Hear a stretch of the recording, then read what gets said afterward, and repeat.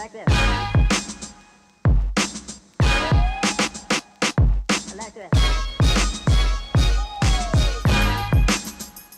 I like this. I like this. I like this. I like this. I like this. I like this. I like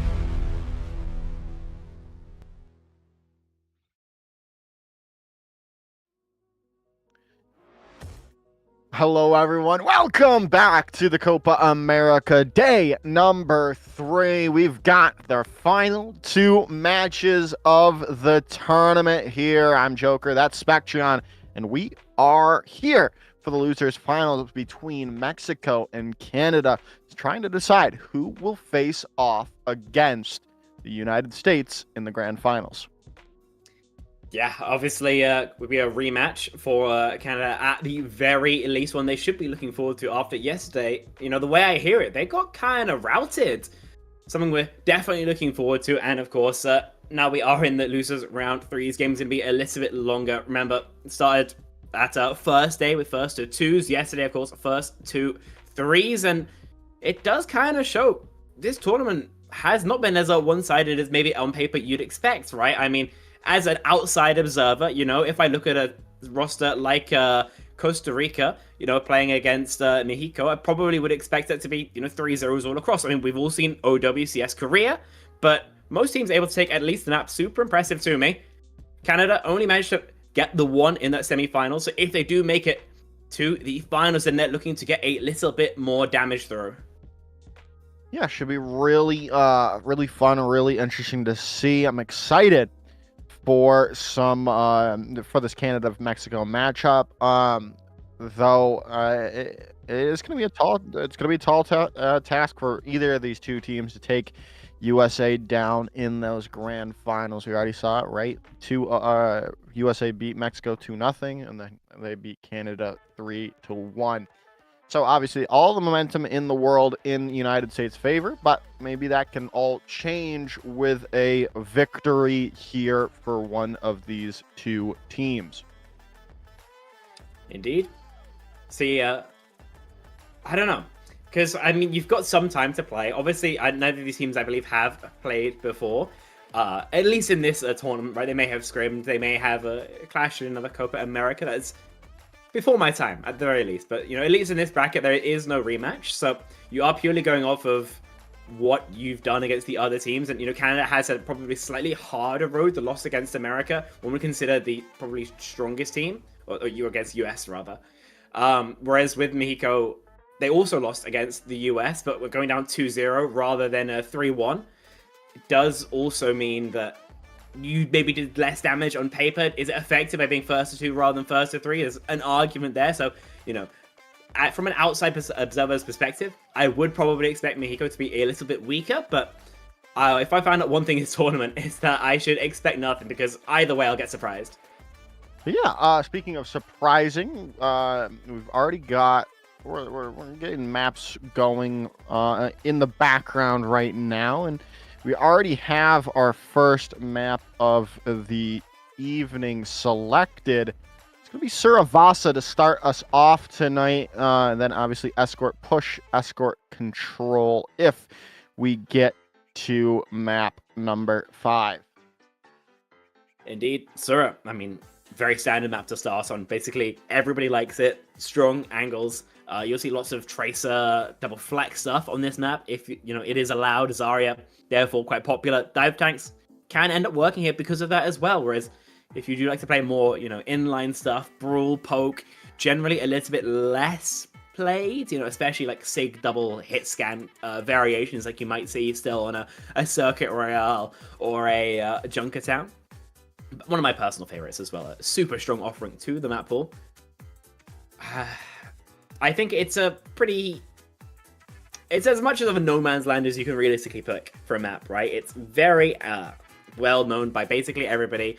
It's probably, I would say, the Flashpoint equivalent of like a King's Row or of an Lijiang Tower. Everyone knows what's up. Junkertown, though, very different. Very focused around your longer ranged Jules hit scans. Reign supreme here. Much more polar. A lot of teams either love or hate this map, depending on whether they've got the players to go on something heavily pokey. Yeah, definitely an interesting choice. We do have map 3 as well in a second here, I believe. I didn't see which one was selected, so I don't know. But there it is. It's New Queen Street as map number 3. Again, another push map. Nice. I like New Queen Street. Very topical as well, since we are having Team Canada play right now. Do you get like a home team buff, you think, when you're playing a map that is based on your country, or? Well, doesn't Captain Prash get a Suravasa buff? Well, he doesn't get a Suravasa buff. He gives the ability to convey the Suravasa buff to other people. I swear to God, he always loses that map. But don't tell him I said that. Okay. Next map number 4 is going to be Route 66. And then the 5th and final map is being decided. Samoa was banned, so we still have Ilios or Antarctica to look at. And it looks like it's going to be Ilios. Okay, very interesting pool. Feels like for maps 2 and 4, we're much more playing for hit scan, longer sight lines, playing pretty slow. And that is kind of what you'd expect, considering they are both escort maps, I believe. But outside of that, then Sura, NQS, Ilios, all very heavy angle stuff, double flex DPS, probably what we would expect to see in this economy especially. So you can kind of guess who picked what based on this map draft. This economy. What about this economy, Spectrion? Do you have things to talk about this economy? It's not my expertise, but there are certain bubbles. That's all I'm gonna say. It might not be 2009 just yet, but consider some short positions, folks. Well, I'd hope it's not 2009 because it's currently 2025, but we're waiting for the lineups to be solidified, and then we'll head right in. At the moment, looks like the Team Canada roster that we saw earlier. I'm being told that we can talk about a bingo card, and this is the first time hearing of this. That's the bingo card. So I assume if something happens on the stream, you they get cross crossed it out. That's how bingos work. I did see it as filled in as it can reasonably be a little while ago, but I appear to have misplaced it. So I will dig it out. But most of the things have happened already. I can tell you that much for free. All right, here we go. Oh, it resets each day. I wasn't aware. Because we've had more than a couple over the course of this tournament. See if there's any particularly interesting ones we've had. I don't know what, by the way, half of these things. What is Impton Sexy Tape? Yeah, I have no idea. What, what are we talking about here, chat? Monday quotes? I mean... that's probably something to do with the Brazilian, the Portuguese broadcast. Doomfist, obviously. Lifeweaver, obviously. A nonsense comp.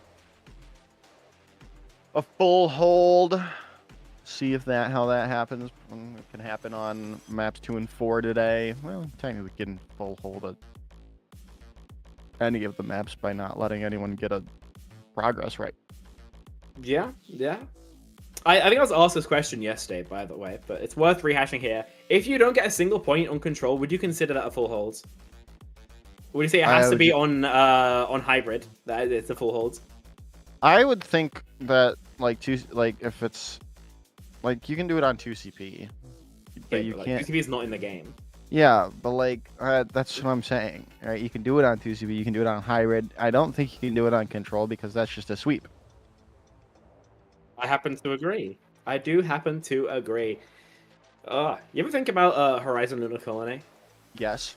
I always think about those two. I always think about HLC and Paris. They need to bring them back. They do. I think they do. They can definitely remake those maps somehow into the new game modes. You think? What would you map it to? Oh, well, you could definitely make HLC a push map. Interesting theory. We're going to have to shelve that thought for a bit as we head into Suravasa and maybe start quietly phoning the relevant authorities to take Joker away to a padded cell. Bull out from Mauve. Seaful on the Winston. Canada having the stronger dive cycles. Mexico being able to do it a little bit more consistently. Double flex obviously out from Mexico as well. Mobutu on the hit scan. Impactful the last time I had a chance to cast them. See if they can repeat that performance here. Lot to see here is already rotating in. Mauve looking to get some disruption going with the Wrecking Ball as Seaful's taking their angles.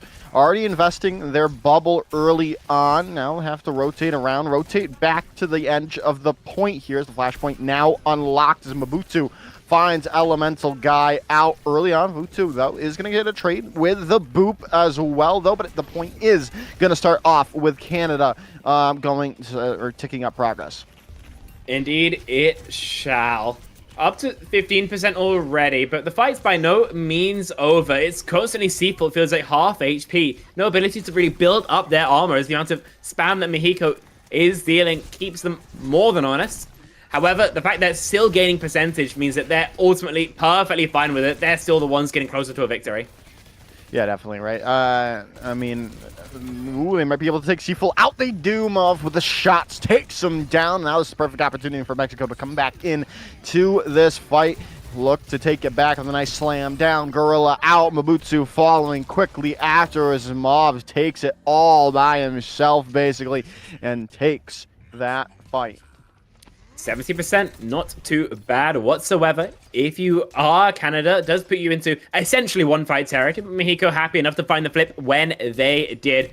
Strong enough all bank coming online as well. Definitely earlier than Canada, and therefore you should be able to leverage this for at least one fight win.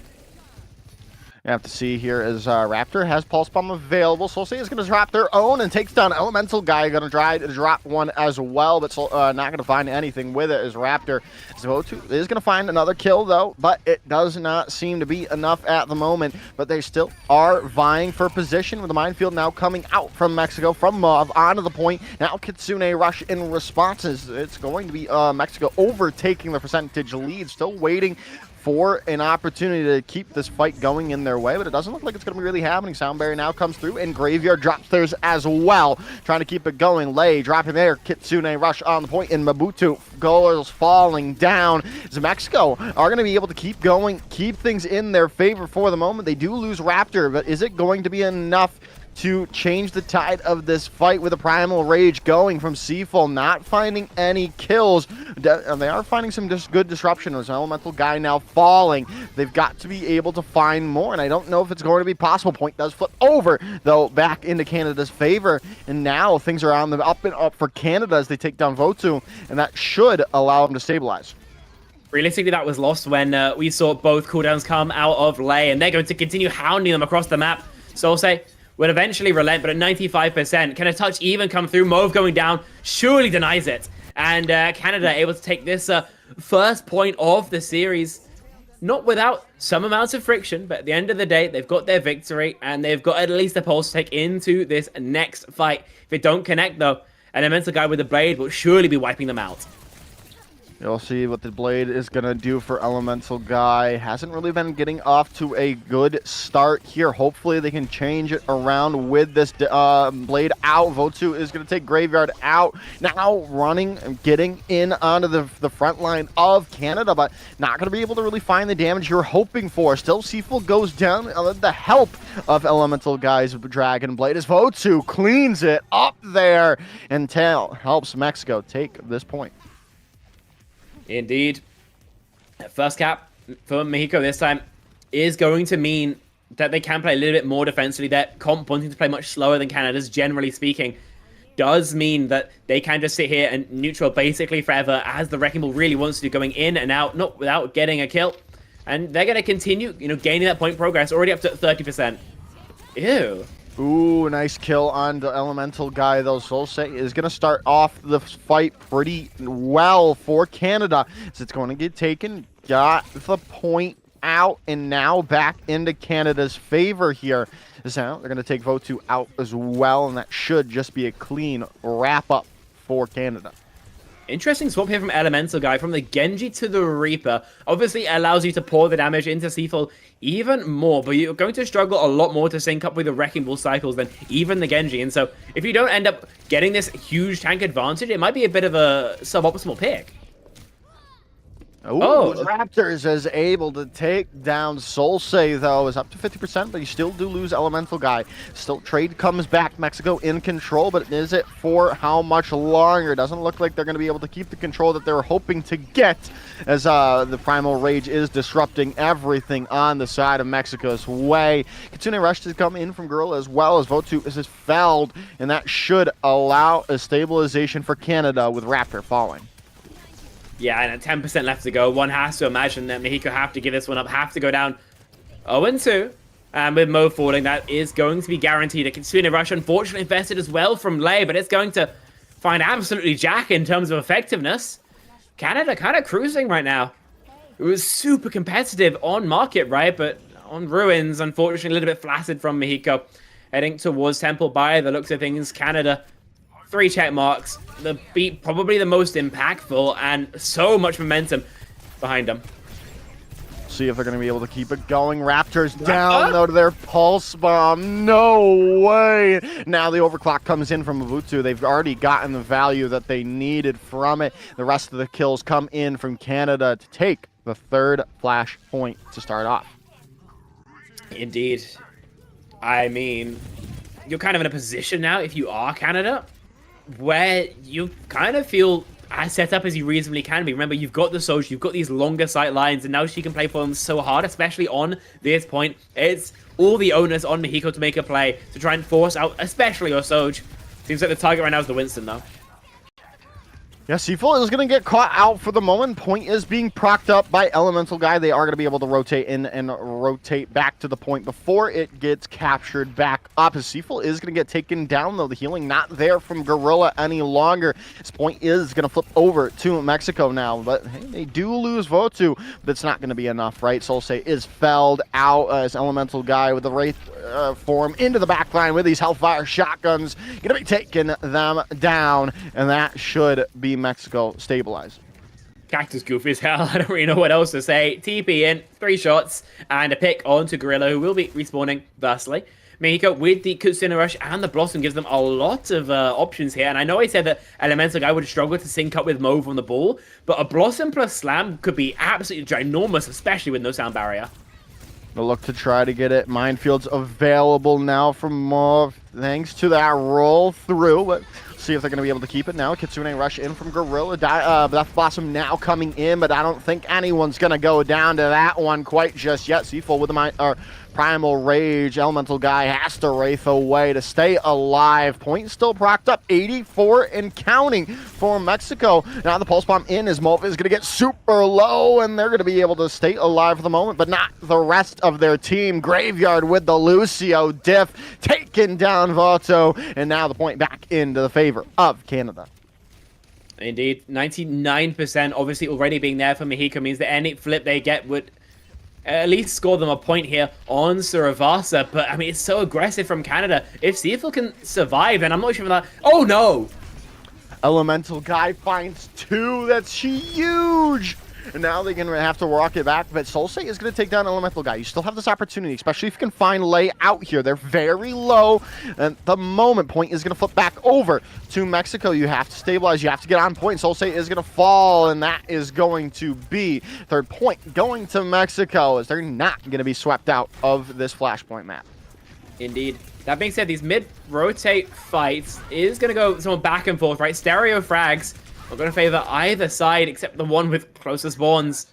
And so whoever draws those are going to be the team who can probably get first cap here. It does help, though, to clean up Graveyard and Seafull first. And so it seems like Mexico, at least with decent momentum, to try and go 2-2 here, get a reverse sweep going on Flashpoint.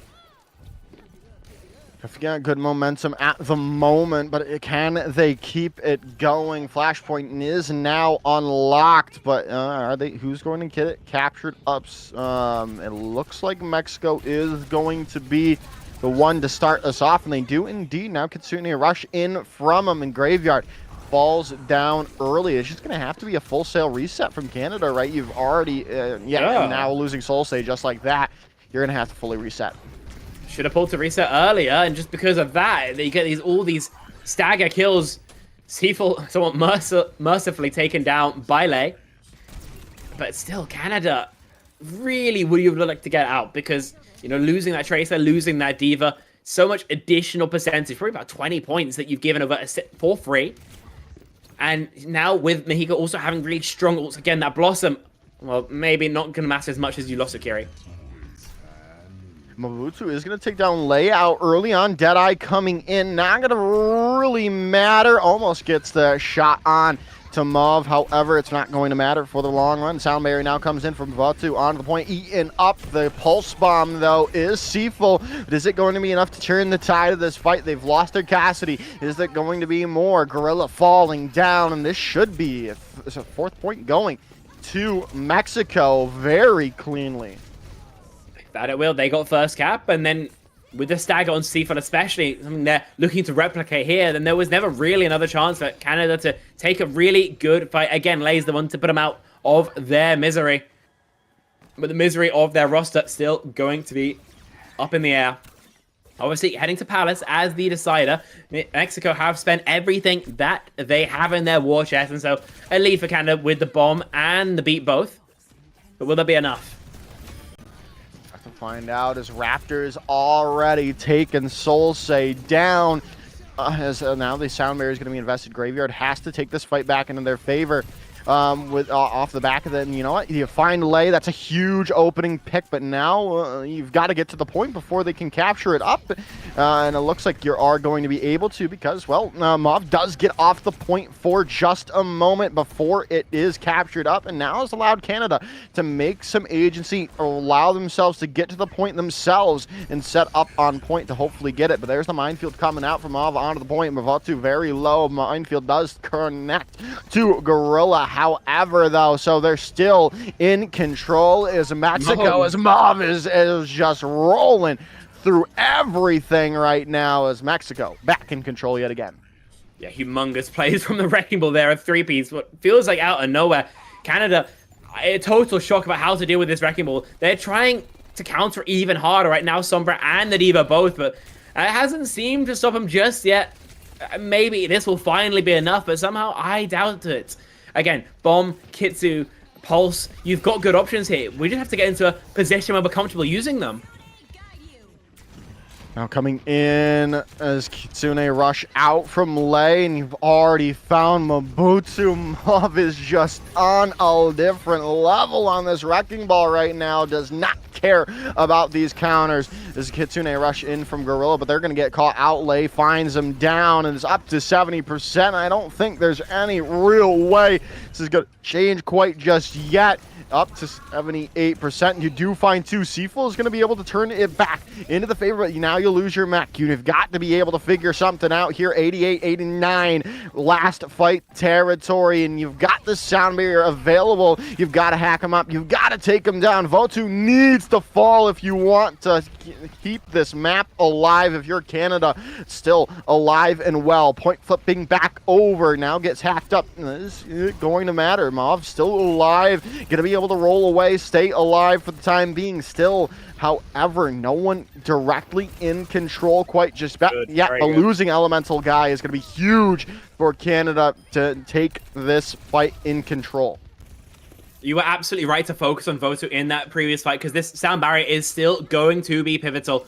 Graveyard could try and play for a later beat. Mabutu could try and simply catch the Lucio with that EMP, or they could go with a combination to get this fight for sure. And considering we're at 50%, essentially one fight to decide the map, then one investment could be everything here.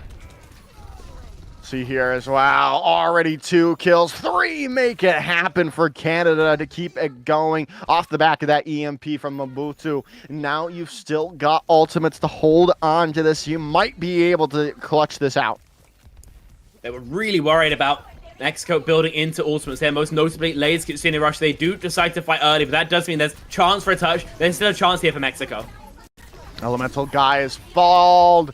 And now you do get the touch. Sound barrier comes in. Votu is not going to connect to their beat. No way! There's still a chance, though. Lay does find Mabutu, and Solsei is very low. Kitsune rush point is going to be procced up and flipped back over to Mexico now. You've got the ability to stay alive. You've got to stay on the point, though, now. If you're Canada, you cannot let this go down like this.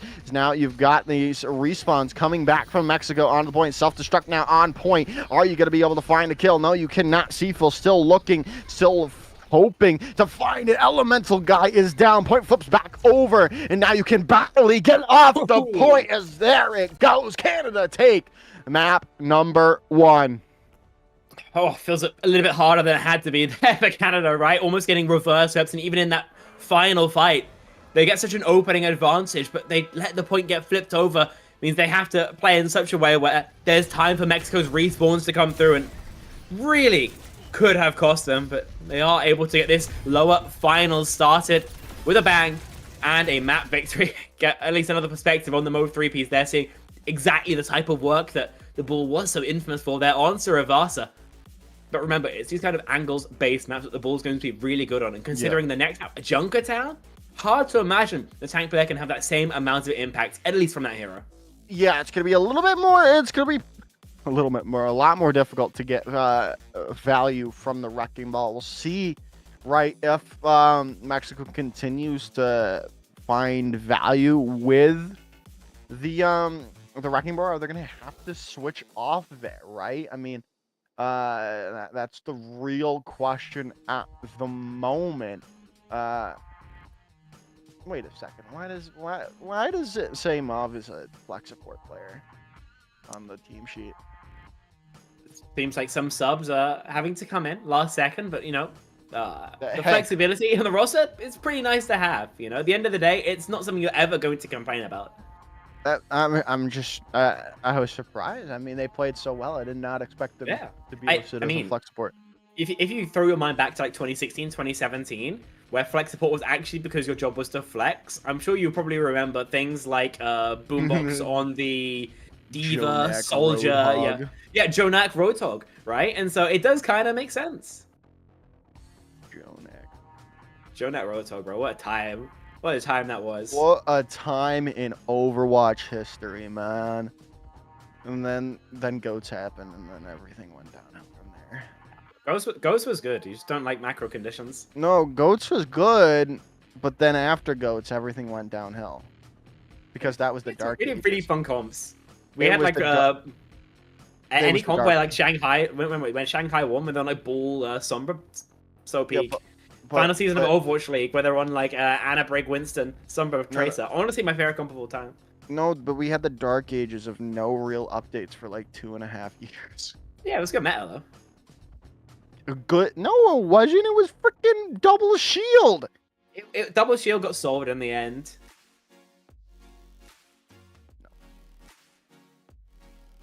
It did not. Don't lie to the people. I would never lie to the people. You're lying to the people right now, saying double I don't shield never think got so. solved. The only reason double shield got solved was because they removed a tank. Sure about that. I feel like as the educated one here, then I feel like I can pull rank here. As the highly intelligent Overwatch person that I am, you know, being hard stuck masters, then Hey, higher than me, What? bruh. yeah, well, there's levels to us being terrible. Yeah, that's fair. Now we're headed into Junker Town again, like we were talking about. We'll see what Mexico can bring out here. Does look like we have some changes coming in with Zip into the roster as well, with Ghost, which is Phantasm, coming in as well. See what change this makes. Obviously, Hero going to be in on the tank line. No more Seafault. Sigma is probably what you would expect here the most. You know, teams will play, for example, Zarya. We're seeing a lot of in EMEA, especially right here. Dive tanks still do work, but if you're in ranked, you're going to guess any tank you'd have on this map, then realistically, Sigma is going to be absolutely up there. Soulsay might somewhat struggle in the Tracer to find proper engages. You can stall cart, but you don't really have the same ability to side fight they can on multiple others. Widow Peak from Zip, relatively close. Onto the Freya, but no cigar. Still sticking with it for the moment. I mean, obviously, you think back to the bygone ages, and Widowmaker would always be played here, but not going to be any longer. The Freya swap coming in now. As we'll see here how Mexico can attack this first real bastion of Team Canada. As already in the backline, Elemental Guy is going to be the one to fall. Mabutu did go super low, but a nice opening here now for Canada to take control of this defense. I mean, Mabutu finding significantly more so far than Zip on the Freya. Rock would have been lovely to connect, but it does mean Mauve will be able to back out for now. You know, we spoke about whether the ball would, you know, even make an appearance here, but we've definitely seen that not being given those same angles of approach. The hero just doesn't have that same amount of work being done. That's why we see the tank player go back to spawn over to the Winston. It's a little bit easier for sure, but you're still going to eat an absolute crap load of damage realistically as you try and go in. Not good at all. Gorilla finding Elemental Guy early on. Is down. We have to see what's going to continue as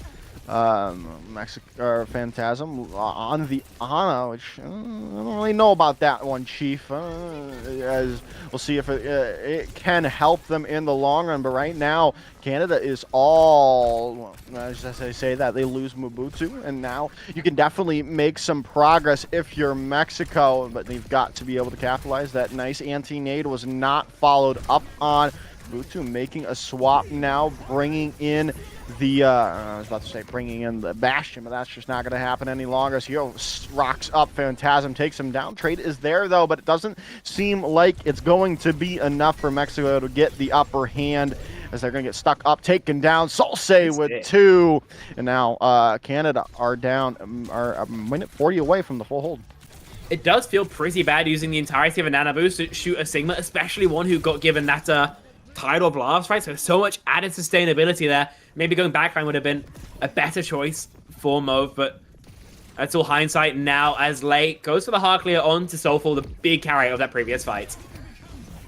Lay very low. Kitsune Rush coming in now. Mabutu is going to fall out of the favor as Kitsune Rush is going to help for a moment, but now you don't have the value from the Dragon Blade any longer, and you're going to get rocked to oblivion, as this should allow Canada to hold yet again. You still do have Primal, you still do have your Bola shot, but I don't know if it's going to be enough here, Spectron, as you're already into this. You do have that get-out-of-jail-free card, but you've lost Phantasm now as well. You just kind of have to touch onto the point. You almost lose Gorilla, and you do indeed able to get there in the end. Still, is it going to be enough for Mexico to hold on to this? There's the Primal Rage coming out as well, thanks to that Goridic Flux out from him. Graveyard falls, and point, it looks like it could be taken here by Mexico any second, as Hero is getting booped away by the Primal Rage, and looks like point is going to be taken by Mexico. Yeah, once Hero goes down, there's nobody you can realistically stall Carl for any reasonable period of time, especially considering how deep in the backline Solsei was, now 6 feet under. And, oh, Lei going down does make this awkward. You'd like to snowball your momentum, but you are down to Akiri, so at least for a while, then you do have to somewhat respect the shooting lines of Graveyard and Mabutu, but they seem to do the exact same to their amassed opponents, and so the cart will move relatively unharassed for the next couple of seconds. We'll see here now, as Hero's going to be making that swap over to the Diva for themselves here.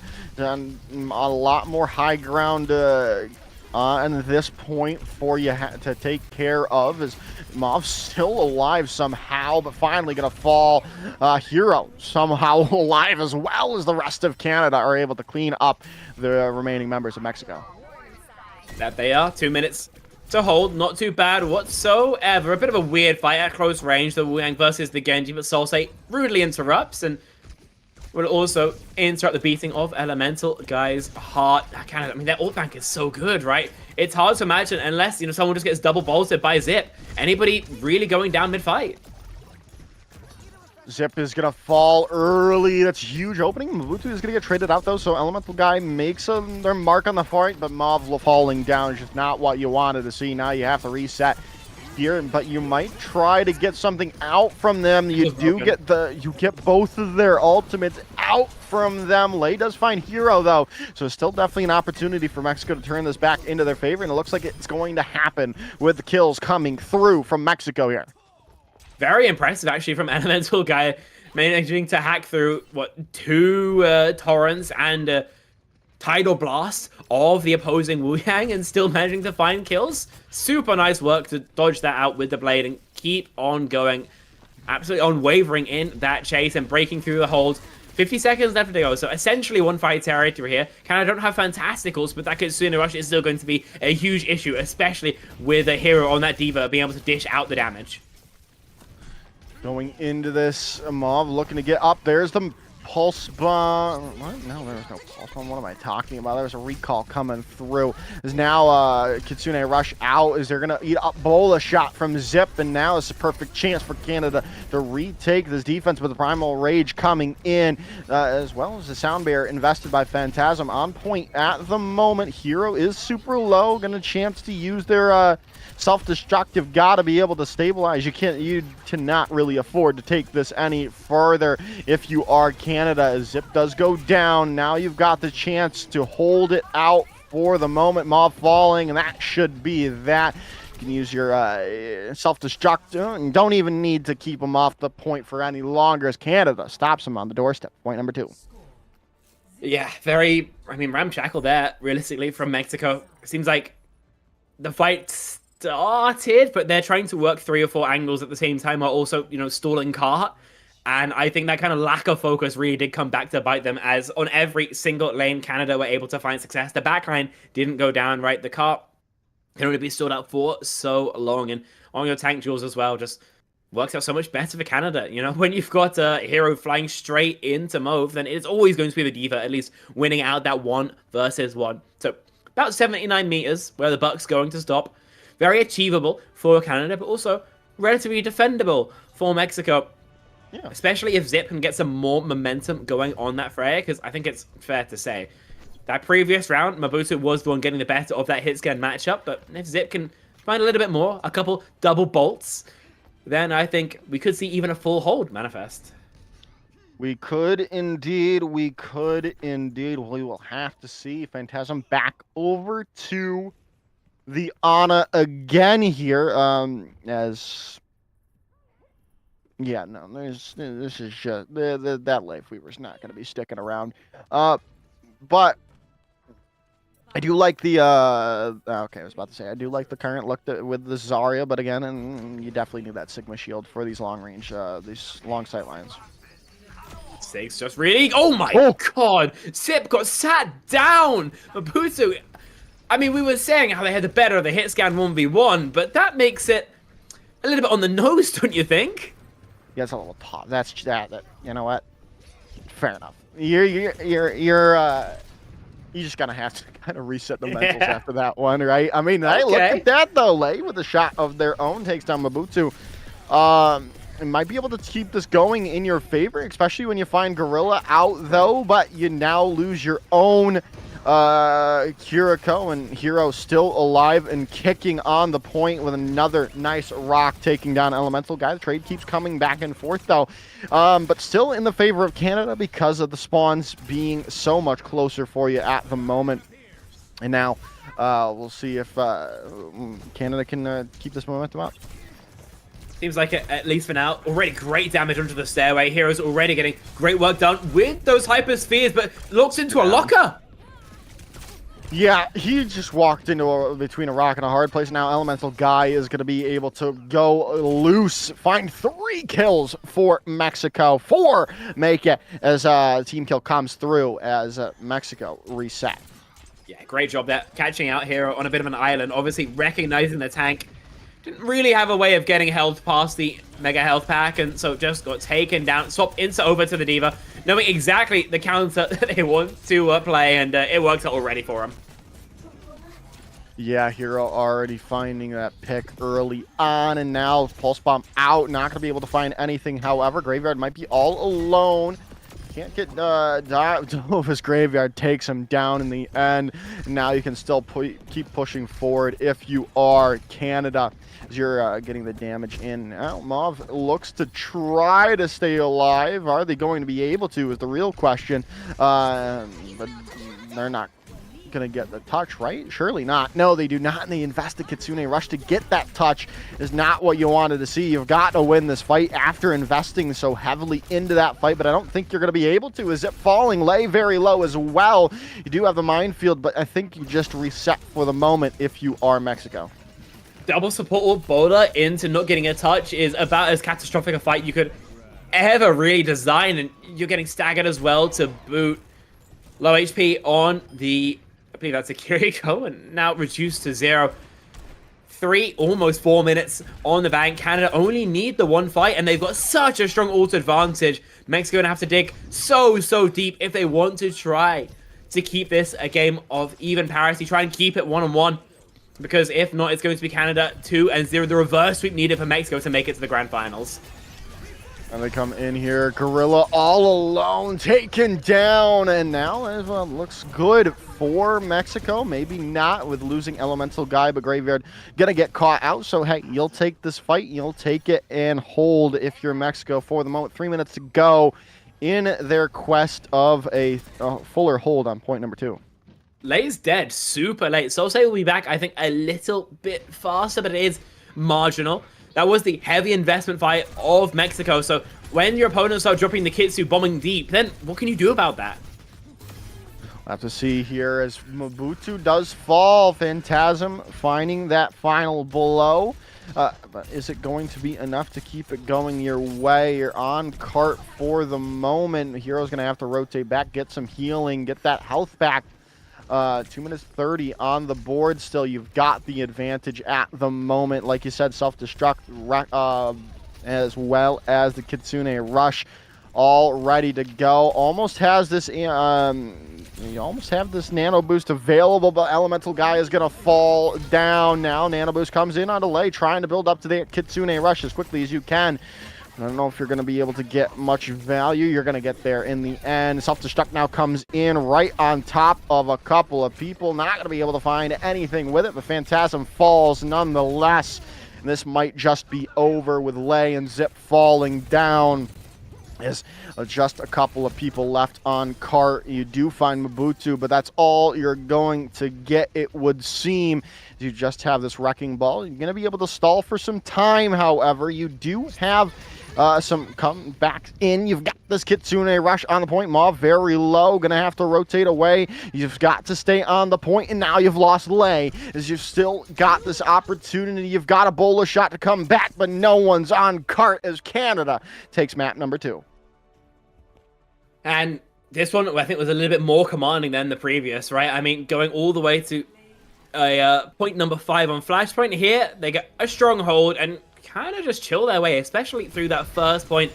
I think definite signs of desperation from Mexico as well. Again, think back to that double support ult bowler fight, trying to recontest on first that they just C9 on. That's not, in my opinion at least, the mark of a team who's, you know, calm and consistently calming their fight plans. That's the mark of a team with a certain amount of desperation, and I do think in general a lot of these nanos aren't finding value. You think of that final fight, we nano the Kiri and she doesn't live for that much longer. Like, we need to see more. We need to see a little bit more, I think, to justify these hero choices, else it will be Canada, I mean, sleepwalking their way towards a grand final and their rematch with the US of A. Yeah, that's what it seems like right now, of course, but we've got to figure it out. There is still push to go, at least. Could still see escort and control, but first things first, you've got to win this push map. You've got to win the home field advantage here in New Queen Street. New Queen Street, I mean, it's going to be a lot easier for the ball, obviously, of Mauve, who, you know, the hero on map 1, map 2, a non-factor. Map 3, where it's a lot more playable once more, then it feels like if Mexico is going to get any sort of reverse sweep started, here's as strong a map as any for it, right? Especially is because you can't have a hero in on the Sigma release, going for crazy rocks, going for crazy backline damage, right? You do have multiple options for the D.Va. You know, we've seen both Steeple and Hero do it. Hero maybe with a little bit more success, and it is a strong counter into the Wrecking Ball, but will it be enough? That's got to be one of our main questions. The other one is, are you going to keep backing Zip to try and take the 1v1 versus Mobutu, or are you just going to, you know, let them go free and try a double flex again? Because, I mean, we were talking about it multiple times throughout that last map. Zip got kind of mudded. Yeah, so speaking of which, it does look like there's some changes coming back in from Mexico. As Raptor 27 is back in for Zip, and now Vatu back in as well for Phantasm. So we're going back to that first map lineup. We'll see how that's going to work. Hero is going to be staying in, however, for Team Canada. I mean, Hero was doing bits. No disrespect to C4 whatsoever, but it feels like, at least in the matchup versus the Wrecking Ball, than it is Hero, the one who's got that a little bit more dialed. And considering, you know, the offerings we've seen from Mauve, I think it is entirely fair enough to play solely for that matchup. You'll note, no more Zip. Raptor and Elemental Guy going to be rounding out the DPS line once more for what could be the final outing for Mexico here in Copa America. It could be all, well, it is all on the line for Mexico at the moment. Can they win with their backs against the wall? Or is it going to be that tried and trusty USA versus Canada Grand Finals that was expected of this tournament? We're going to see if it starts off here. Mav on the Wrecking Ball again. Slam into the backline. Mobutu is going to get caught out, and there's the dive in. Elemental Guy takes him out. That should be the starting point for Mexico as resets coming through from Canada. I mean, it feels prophetic. If Mauve is on a good bull map, then they're just going to ball all over your opposition, right? And this is with Canada playing a decent amount of counters. The Cass and the D.Va. Graveyard makes the swap over to the break in an additional effort to shut down the opposing tank. But it does mean that you have to play the somewhat mismatched backline of a break carry. See how that works out for Canada. Yeah, we'll see how it works for at the moment. Mauve is going to get pushed back for the moment here. as now Solsei is going to be able to take Elemental Guy out of the fight, and that's going to allow some bot progress back into enemy territory. But Mobutu all alone. You're going to stay alive. You're going to find Vatu out with the help of a whip shot from Graveyard. And that is going to continue to go in Canada's favor with Lei falling. Yeah, Cop moving right the way back. Though, unfortunately, you have little kill pressure on anybody else, unless Mauve decides to get slightly overzealous with a slam. Still, Mexico will have a recontest before the lead is overcame, and using the window stall already is going to make the life a hell of a lot harder for both sides. Well, now you have to go into this fight, and Mobutu almost finds that shot. The trade is there. Elemental Guy now down. You're going to have to find another kill. Solsei looking for Raptor 27. They find him in the back line. Kitsune Rush did come through from Lei, but I don't think there's really anyone to follow up on it at the moment. Point still in limbo at the moment, with the minefield now coming down. But you've got so many ultimates on the board for Canada, right? So you almost think this has to go their way unless there's a massive pick coming in from someone. Elemental Guy falls down. Deadeye available. Is it going to be used here? Kitsune Rush is invested. Now you're pushing forward, and you don't even need any more ultimates here, as you're going to be able to clean up the remaining members of Mexico. Takes you a little while, but in that extended fight, it is Canada who get the lead and a late kill as well onto the Wrecking Ball. Yes, the cut wasn't really rolling during that time, but being out of wave presents a pretty awkward decision for the rest of the team. They play forward, maybe be forced out, or, you know, wait for their tank and essentially twiddle their thumbs for the next 10, 20 seconds. They want to go. They do indeed. They want, but they lost forward spawns, right? You do find Gorilla, but I mean, you're investing heavily in this fight. Both teams are really heavily investing into this.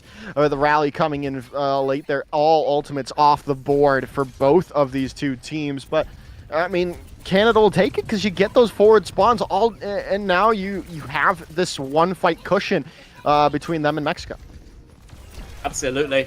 You're also still in pretty decent position, right? Mexico is going to have to a lot of effort to try and force you out. Great stun onto the ball, low HP, somehow survives.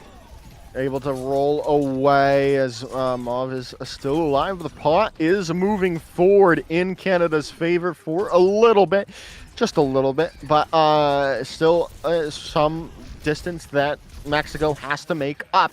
But still, you're going to have to see. You've got this Kitsune Rush available, but you've got to keep people alive before you can use it. As at the moment, Canada's still trying to hold on. Mauve is going to be able to stay alive. Now you're going to try to turn this fight back on a 4v5 with this Kitsune Rush. I don't know if that's going to be the wisest decision here, Spectrion, as they're not going to be able to find any value with it. And now where the counterattack comes quickly back with Solsei finding two. The backstack taking down Vatu, recalling back out. And now you're pushing forward yet again as your Team Canada. Pulse pretty speculative from Solsei, but the tracking was on point, and because of that, kind of approaching the final stretch now is Canada, and they have a huge ore bank to do it with. As Mobutu finds Lei out of the fight with a nice dead eye. Now this might just be the beginning of the end. Raptor down as well. The minefield did come through, and Elemental Guy is able to find a dash through with it. Now another kill coming in with that Dragon Blade. Still taken down nonetheless in the end, but you still do have... Okay, I was about to say, you're just letting them get this as much progress as you want. You're taking this fight, but now a hero is going to have to die on cart 111 meters to 38 with under 5 minutes to go. Large lead, but nothing that hasn't been comebackable on Flash. Ooh, okay, that's a crazy pulse. A very bold attempt, but the cleanse is there in time. Mexico. The most important thing for them is going to be their ult economy. They have to keep it rotating cleanly, else Canada will just be able to seesaw momentum back and forth, waste the remaining 4 minutes until eventually the time bank runs out in their favor. So, keeping the economy healthy, priority number one. To see here, Kitsune Rush coming in from Gorilla to start us off. Rally out as well. The sound barrier coming in from Mexico at the moment. Fort spawns have now been lost, but now you're finding some progress back into the enemy territory if you're Mexico. But I mean, you've lost Elemental Guy. You're about to lose Leia as well. This is just not where you want to be. The back smack takes down Lei. Solsei is ready to say hi or sayonara to Mexico. As we'll see here, is 3 minutes 30 on the board. Forward spawns back in their favor. Deadeye for the long sideline is nice. The Kitsune Rush can be essentially fully denied by that unless they can straight up kill the cast through. Is now back to the home stretch here for Canada at the moment. Lei has to retreat back. Mauve is now down. This is all coming down hill for Mexico as they've got to be able to stabilize. Babamutu is true with the Cassidy, with the Peacekeeper. Going wild. 3 kills coming in for the cast of Canada. And that should seal it in general, as now they're down to 3 minutes to go. And now you're all crowding the point at the moment. You are going to lose Mobutu, though. So still an opportunity for Mexico to keep it going. You are going to be able to retake this point. But is it going to matter is the real question now. We'll have to wait and see, because this is essentially a full completion of the map, right? I mean, Canada there, I think, got a little bit too bold. They felt too much that they were going to win, and hard pushing the opponent's spawn, literally touching the spawn does in Mobutu's case.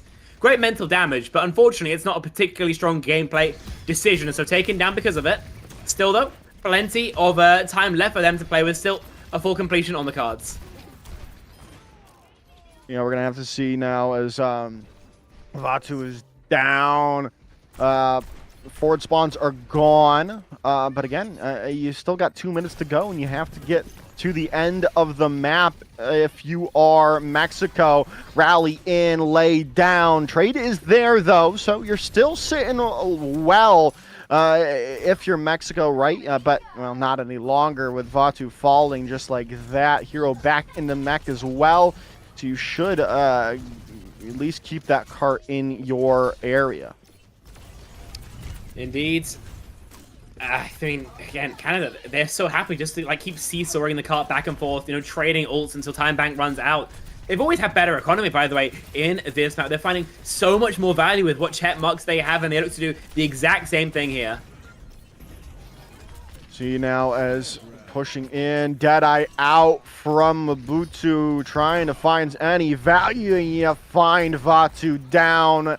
That might just be a nail in the coffin here for Mexico, as now the bot will be on that home stretch yet again. After trying to find something, anything, gonna have to get healed back up. Mauve as well back for an attack, but they're taken down swiftly.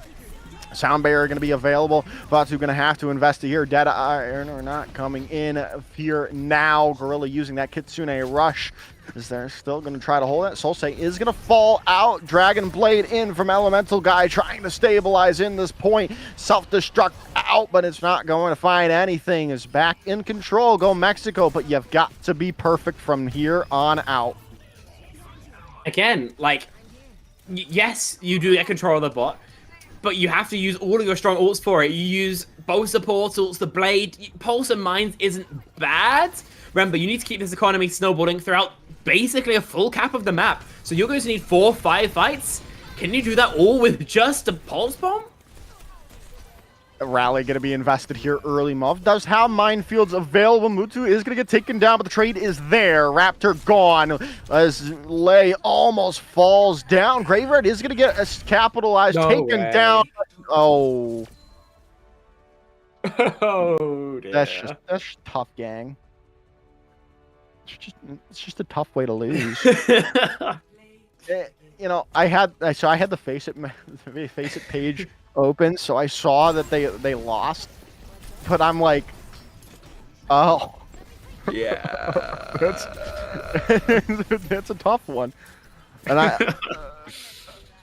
I hate to be laughing because there's just no one wants to lose like that, but sometimes you have to laugh. Okay, listen, fair enough. at the end of the day, whilst it probably doesn't make you feel any better in the moment, Mexico did have a very rocky road ahead of them, and so is it better to lose that rather than win 4 fights in a row and stumble on the 5th?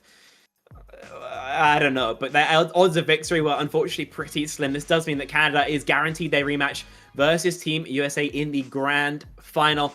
And unfortunately, that we must consign Mexico to a 3rd place finish, but a strong performance, I think, from all teams involved already. Yeah, very strong indeed. It's definitely going to be a fun grand finals as we take a look at how we got here and where we're going in a few short moments. The 3-0 coming in from Canada to send their tickets to face the USA yet again in these grand finals. Well, obviously on paper right now, USA definitely look like the team to beat, but I mean, Canada had showed some signs there that they could definitely put a damper on the USA. Some good work coming out, especially if we see Mobutu, light up the server again like they did here, and USA have most definitely something to be scared of. Maybe they also saw the blueprint and the amount of work that we were seeing from the ball. So, commiserations to Mauve. Their sacrifice may well have provided USA another key to victory, because Canada was still really struggling with that, even on the maps they were winning. Yeah, very good stuff. Very good stuff indeed. We're going to send it to a break, though. That's going to be it for myself and Spectrion, as we are not going to be cashing this final match. It'll be Bullskunk and someone else. I'm not sure who the other person is. Maybe Headrammer, maybe someone else. But it's not myself or Spectrion. So we're going to bid you adieu and send you off to those next couple of casters. Thank you all for watching. But me, Joker's Ransom, his Patreon, and stick around for the end of the Copa America.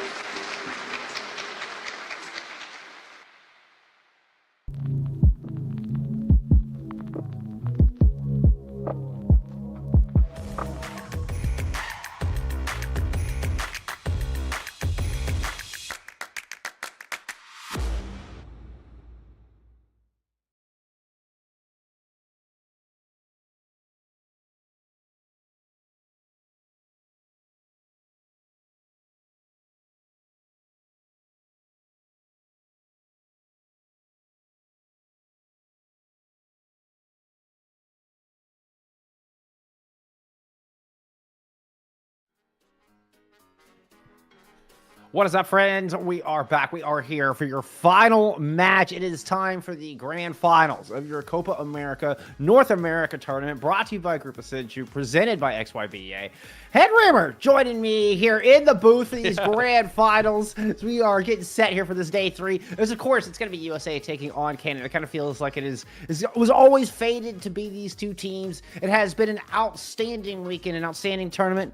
We got one last match to do. Job's not done, Headrammer. It's not. It's been a bit of a long series of games. We've been lucky to have them all on broadcast. So we've seen, I'd say, almost all we can see from these teams so far. These teams already played each other once in that winners finals match earlier today. It was actually, I would say, a pretty dominant showing from USA during that time. And Canada fought back a little bit, was able to take a map, but I was hoping to see like a little bit more of a competitive series. Now, in the grand finals, it is first to 4, so more opportunity to bring it back. Yeah, more time to make adjustments. No hero bans here in this tournament, so that's not as much of a factor here. But you do start going through the map pool a little bit as well. So I mean, you really start exploring, kind of getting into some maps that maybe maybe can be more Canada favored. Might catch the USA like, oh, we haven't scrimmed this map in a while or something. It's true, and we've been kind of doing, at least in the first 3 times from yesterday, we've been doing kind of double escort to avoid face-it bugs regarding potential hybrid ties. And with first to 4, we bring the hybrid back in to as a game mode, so we'll actually be seeing teams for the first time on hybrid. Yeah, that's all personal favorites. It's classic, El Clasico as far as Overwatch is concerned. If we're gonna have a grand finals, we might as well bring a little Kings Row into the mix, Headrammer. Might as well. Yeah, absolutely. I mean, it is, like you said, El Clasico for it. I believe we also bring an extra control map in as well because of, like, the potential for kind of 2 of them in that series. So I believe we pull in, what is it, Lijiang or Oasis? I forget which one's the extra one we add in. I forget which one was added. But yeah, both are available alongside, would be alongside Busan and Nepal, but those are going to get banned out here early. Talking about maps, these are... maps are going to be decided and chosen at the very top of this series, the top of this first to 4 series. So, you kind of have to have a game plan going in and know how you want to execute, what comps you want to play, how you want to, kind of attack and strategize against your opponent. You don't really have, it's very different from loser pick where you don't have that time to adjust. You don't have that time to go to change the game plan, halfway through. Yeah, what we've been seeing a lot in OWCS with the kind of loser picks map and mode makes it really, really powerful of a kind of a comeback mechanic when you lose, especially because you can do that and oftentimes pick the ban at the same time in those moments. So it can really swing in the other direction during those. But we also started with control this time in the front instead of flashpoint now because we're first to 4. Oh yeah, that's right. I was kind of enjoying having like Suravasa as the opening map. That was fun. I thought it actually felt good as far as the flow of the series, right? Like just kind of the overall of kind of bringing you into the series, still action packed. But then gave us that control tiebreaker for map 5, although we didn't need it, unfortunately. So this is actually our first time seeing control in this tournament, isn't it? I think you're right because no series has gone to map 5 so far. No series has gone to 5, yeah. Yeah, so this actually will, absolutely be our first time on control. So this actually could be a situation where maybe Canada's like super strong at control and they start off kind of getting momentum and get it. I believe it was USA who got the pick on it. But yeah, I mean, Canada also, like the one map they won, you talked about how, it was a 3-1 for USA in that upper bracket finals. The one map that Canada won was Runasapi. Okay. So it would kind of that same style, like where I think of, a little bit more, plays a little faster, plays a little bit more like a control map could. A little more free flowing. As opposed side fights always happen all over the place. Exactly. A lot of 3-2 splits and, as opposed to more objective based modes. So yeah, we can see it. I'm fingers crossed here. I want a map 7. I gotta be honest. I want to see it. Like I want a map 7. Yeah, I want. I mean, it's that internal side of you. The producer side of me is like, yeah, end early. The viewer in me, in the caster, is just like, yeah, I want to see it go the distance. I want to be hyped at the very end. I want to not know. We want as many maps as possible. Yeah. Unfortunately, we have, of course, had to say bye to 4 of our teams coming into this. Want to make sure and just give a little salute to all of our teams that participate here. It's been awesome to get to see some of the talent from some of these regions. Some of the names we recognize, but also some names that we didn't, and get introduced to some talent from from Mexico, from Costa Rica, from Puerto Rico, and from Nicaragua. It was really awesome to see as we pulled up Mexico's roster here. It was a fantastic showing. This is your third place team here we're looking at right now. They were a lot of fun to watch. I hated to send any of these teams home. But yeah, I just wanted to give a little salute to our 4 teams we've had to wave goodbye to here in our Copa America tournament. Yeah, so many. Oh, Costa Rica. They were so fun to watch. Great synergy with the squad. Costa Rica, Puerto Rico, Nicaragua. This is gonna be. There's a lot of staff I recognize from this one. Yeah, it's good. Louis good from seeing CGL days. Exactly. It's good seeing Luis still kicking around. I was hoping we'd get to see a little more Talisman, a little more Arsona out of the Puerto Rico squad. But I think I saw you mention even in chat yesterday or at some point. But I became a One Hook fan. I became a One Hook fan over the course of this tournament. Same with Gio. Gio was such a beast. This Nicaragua squad had some awesome punching power. Navi did awesome. It was really cool to see just these players to get to come up here and shine on this stage. What an amazing weekend! So big shout out all of our participants and everybody who got to play here. Thank you. It has been wonderful getting to watch y'all play. We're still getting on these. We got 7 maps that we decide here at the top of the series. So we're still getting through those. You have to bear with us as we get all that settled. Once we get in, it is going to be go time. I'm telling you. Yeah, you will not have to worry about commercial breaks once we're gone. There is no commercial. It is truly the all gas, no break situation. Let's see. The one map we saw Canada win, we did have Hero in that map. So Hero came in and won their one map, and then left with 0 explanations. Otherwise, we saw Seafull in for Canada. We've seen a lot of swapping back and forth. You're right. Yeah. And so I'm kind of curious to see what in the tank role, like how that lines up. USA, we saw exclusively Chain playing yesterday, if memory serves. Yeah, I think we did see swapping one tank signed. Oh yeah, as I'm looking. Actually, they do have Amity signed as well, right? But I don't know that we've seen. Yeah, let me pull up the roster to make sure. I don't think that we've seen her play. Yeah, looks like at least officially listed, only one person is on tank. Gotcha. Yeah, the only subs we saw yesterday from USA were in the DPS role, right? We saw Payne stay in. Payne had a hell of a series, but Timp and Duck, Timp and Quevster, Duck on Quack or Quevster, they're all the same person. They swapped. They like alternated map to map. Was kind of the only change we saw from USA as far as rosters were concerned. Yeah, like when they have Freya come in, you bring in a Duck and Quack and let them go a little wild. Yeah, Quester can definitely do that. An explosive player, a lot of fun to watch. May not quite be at Sugar Braun level yet, but it's right there. It's like Sugar Braun Jr. I'm telling you.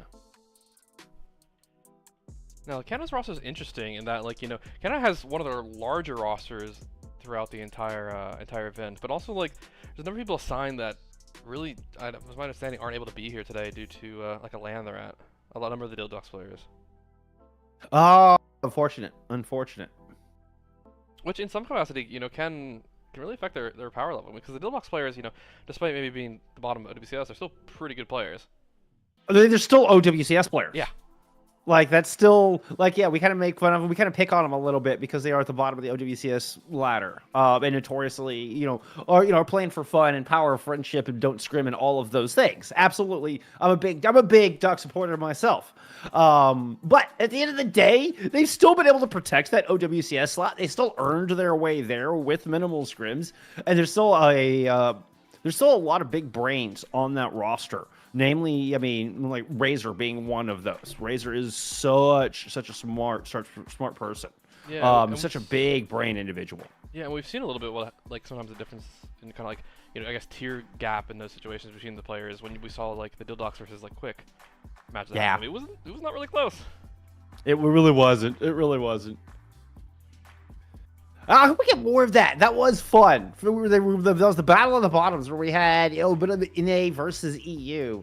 And this tournament, like being able to get this national representation as well. I love this kind of stuff. This stuff is so good for our community. It's so important. It's so awesome to see. I mean, to see like OWCS players showing up for our humble Copa America tournament here. It was a shame we didn't get more Ducks in lobby, but hey, you know what? We did get some Graveyard Gorilla backline out of Team Canada, and that is one mean backline. Yeah, we were seeing a little bit in our last series, and they were holding down the fort, making plays at pretty much every moment. It was like it was so noticeable sometimes seeing the difference between the two teams that were playing, and a lot of times it ended up being the backline. Yeah, I think Graveyard's the best Wuyong that we saw in Face of League. Yeah. So we didn't get Wuyong introduced until playoffs, so it took like a month after we were seeing Wuyong in OWCS for the hero to get introduced and to face it.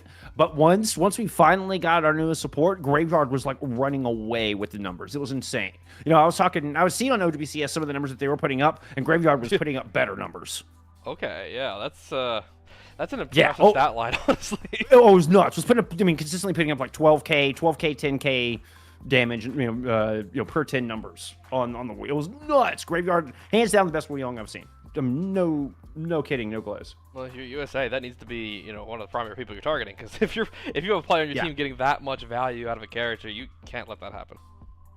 And obviously, the Wuyong has taken a little bit of a nerf, not quite as much damage, and I think it took a little bit of a health nerf as well. But it's still just putting out buckets and buckets of damage, especially once you get that major. Seems like we've been seeing a lot of kind of like comboing Wu Yang with like originally we were seeing like, a lot of like the Wu Yang Lucio. That's kind of gone out of favor now that Wu Yang has like less health available. But we've still been seeing the Wu Yang combo with like the Kiri, even I think sometimes in the Brig. Actually, sorry, it was Kiri Brig was the other version of it. That still ends up being survivable enough so that it makes sense. I mean, we saw it earlier today. Funny Astro, CS was getting so much value out of Wu Yang, putting so much pressure against Alcacia, and I mean, the character played at such a high level can really take over a lobby. I mean, and you saw it even at the you're talking about the highest level. For the two best teams in EMEA, it was a great match. If you didn't watch Alcacia versus Twisted Minds, definitely recommended. It's a hell of a grand finals. But yeah, it was. I mean, Funny Astro on that Wuyong it's instrumental in that victory for that championship. And that's. I think if Canada are going to, turn this one around, if we're going to see Canada kind of come back here, find their revenge after losing the 1-3 in the upper bracket finals, I think a lot of it is going to be on that, on that backline. It's going to be on Graveyard. It's going to be on Gorilla. It's going to be on both of them. And that Canada backline to help kind of propel them forward past this, the high octane DPS that we have here for this USA squad. Yeah, we saw yesterday Team USA just. The DPS would just kind of walk around and like, yeah, we're just going to kill everyone. And Canada really struggled to, I guess, contain them, for lack of a better word. Especially when you had Chain kind of helping enable make space for them. It was, I mean, honestly, like, we saw both Temp and Duck and Quack in the lobby, and both of them were, like, they took Duck and Quack out, and some people were just like, why are you taking this person out? It's like, well, we also have this other crazy DPS. Yeah. You also have your NA Master champion, just won Season 6, the hit scan in Temp. So yeah, there is that. Would be qualified. We're talking about having some OWCS caliber talent on Canada's side. I mean, that's Solozen and Temp would be qualified for OWCS. Social and Temp would have been qualified for OWCS if it, if we were getting a stage 4, right? Yeah. And then Solzen actually does have OWCS experience as well. There is that. There is that with Amplify. Yeah, you're definitely right. And mostly right now, it looks like we're waiting for teams to get in the lobby. I guess while we're waiting there, what do you think about this these maps these teams have selected? Again, we haven't seen Control so far. We got a classic Lijiang Tower, so that one I guess I suppose is not super surprising. But we actually have a decent variety of maps across the series planned out. I agree, and there's definitely a bit of the classics in that we have we have Lijiang, we have King's Row, you have even Dorado, one of the launch maps, a classic high ground oriented map as well. So there's also variety where Lijiang is a little bit in the middle. I feel like is can kind of do a little bit of everything, but it doesn't really heavily favor any one style outside of Control Center being so close quarters. Kings Row, obviously very close quarters, but then you go in Dorado, you got a lot of high ground to work with. Ilios is more dive favored. Cervasa very fast paced, very rotation oriented. And then Circuit Royale, either you could go highly brawl on it, or you could go very poke-based, very pick-based oriented comps on it. I feel like it's a wonderful variety here, actually. Yeah. Kind of covering all of the little cornerstones of Overwatch. We're hitting them all here in this 7-map series. Yeah, I mean, we very well might see a little bit of kind of back and forth when it comes to, like, we win our pick, you win your pick kind of situation. Kind of trying to go a little more towards each team's strength with these layouts. And once USA started it and then alternated. So they got Lijiang, Colosseo, Cervasa, and Ilios were the picks out of USA. Circuit Kings and Dorado being Canada's picks. Interesting that left Canada with all of the payload style maps. Canada chose Escort, Hybrid, Escort. And USA chose Control, Push, Flashpoint, Control. Yeah. Which Canada won. What's funny about that is Canada won Runasapi yesterday. So it's like Canada won the style that USA got all the picks for, and vice versa. And yeah, all right. You know what? We're just shaking this up. This is just like it's like a boggle, ball. We're just like go. It looks like we are getting ready into lobby here. After Team USA, as they, in their own words, we're purposely stalling it. Thank you so much, USA. And we've almost gotten into another ad break. I know. I've been manually running ads on the Twitch, and I've been like, guys, sorry about this. You're getting another one. We're trying. We're really trying to make sure y'all don't get ads during the map. But hey, you know what? Long awaited. It is time for your Copa America Grand Finals here for the North America Tournament. And now all of the cerebral stuff is done. There'll be no more decision-making, no more picking anything. We're into map 1. We're not stopping until we've crowned a champion. Yeah, that we are. But two very different styles coming from teams. USA really looking to favor this Ramontra right now into kind of what's been more commonly played with the Zarya. And, I mean, both these comps actually work pretty well. If this Zarya hits fully charged, I mean, I guess if you just take it down early, what's it matter? Woo! Yeah, that's a hell of an open. We were talking about what a day Payne had yesterday. Solstate finds first blood here in this grand finals. That's going to prompt a looking like a quick retreat. USA threatening to try to prevent this opening cap, but they don't come back in fully. Temp does get a great kill, though. I would expect a slingshot immediately back onto this objective here from Team USA. Temp dancing around. The Immortality Field well placed there out of Solo Zen. It'll help keep Temp alive in this 5v4, but Graveyard does eventually find the revenge. Jane strikes back. USA get control with a double down. Woo! Beautiful shot. Will give him the edge as you take Graveyard out of this fight. And this felt like it was just barely in USA's favor up until you get that beautiful shot. Now a full reset here from Canada. It was. Graveyard taking down the Baptiste, which took out the main source of healing, but not before Hero was taken down right after. And no Zarya, no win. Well, it's a good opener to try to come back in. Canada, a lot of up front damage here with this Zarya. Slick move there from Mobuto. And you see that front load damage eventually just whittles down Chain. This is going to result in a very swift flip. Flawless fight there from Canada. It was, and I mean, very economical as well. They're coming up on both their support ults as well as their rail. I mean, they capped the point before USA even really had a chance to build anything besides their Pulse Bomb, and now they're going to be able to brawl this fight out just as evenly and stall it out to maybe 70-80%. Yes, they do have an Ant Matrix to come back in with. 4-1 split with Payne playing out of server. Solsei coming to greet. Gorilla does have the Kitsu. The Ant Matrix is already in play. You got to respect it. Mobutu says, respect what? I'm jumping in with an overclock. Oh no, but you're losing people all around you. Yeah, Payne is able to find a pair. Beautiful pulse bomb to initiate that double kill. The Kitsu has been tossed down here, but even so, it's not enough to bring Canada back in this one. Yeah, I mean, you pop 2 ults, but what are you going to do when a Tracer just kills your entire team? Painkare was such a standout player yesterday for Team USA, and they really shown up here in the first map, just pretty much single-handedly winning the fight themselves. Pit's gonna get an important kill on the graveyard here. We're taking the only ultimate out of the equation for Canada, and we'll get both of our teams. I think you're gonna take a breath and kind of back up into their corners here for a moment. Yeah, Team USA sitting on honestly a plethora of ultimates. Canada pretty much just has to beat. They're getting closer to a few ultimates, but they might want to take this fight a little slow to hope to get a little more out of them. Ooh. Oh, it was Mobutu early as Temp hits that headshot. Canada, yeah, I think we're trying to just wait around, build it towards the grab, but Temp was tired of waiting. Slides in, gets 3 with that beautiful finish on the hero. Yeah, Team USA just is having the resource up a little early. They've won those fights where they didn't need any resources, they didn't have to use any ultimates, and now they have them all for these final fights, and they're going quick. They're fighting fights so fast. Yeah, it's gonna be Canada going first this time. Graveyard, see if they can up the ante, up the tempo on this. Sound barrier in response from Social. The grab thrown in, but the annihilation in play. It just keeps Chain alive through all of that. Hero's not able to find the follow-up, but this is gonna be USA taking our opening round. Honestly, minus that one first fight there, a pretty dominant showing from Team USA. They are showing why they made it to the grand finals with pretty much like breaking a sweat. Honestly, they have the tempo. They have their DPS players just honestly just making plays and forcing cooldowns, which leading to their team just falling apart. Temp dropping the dinky in chat.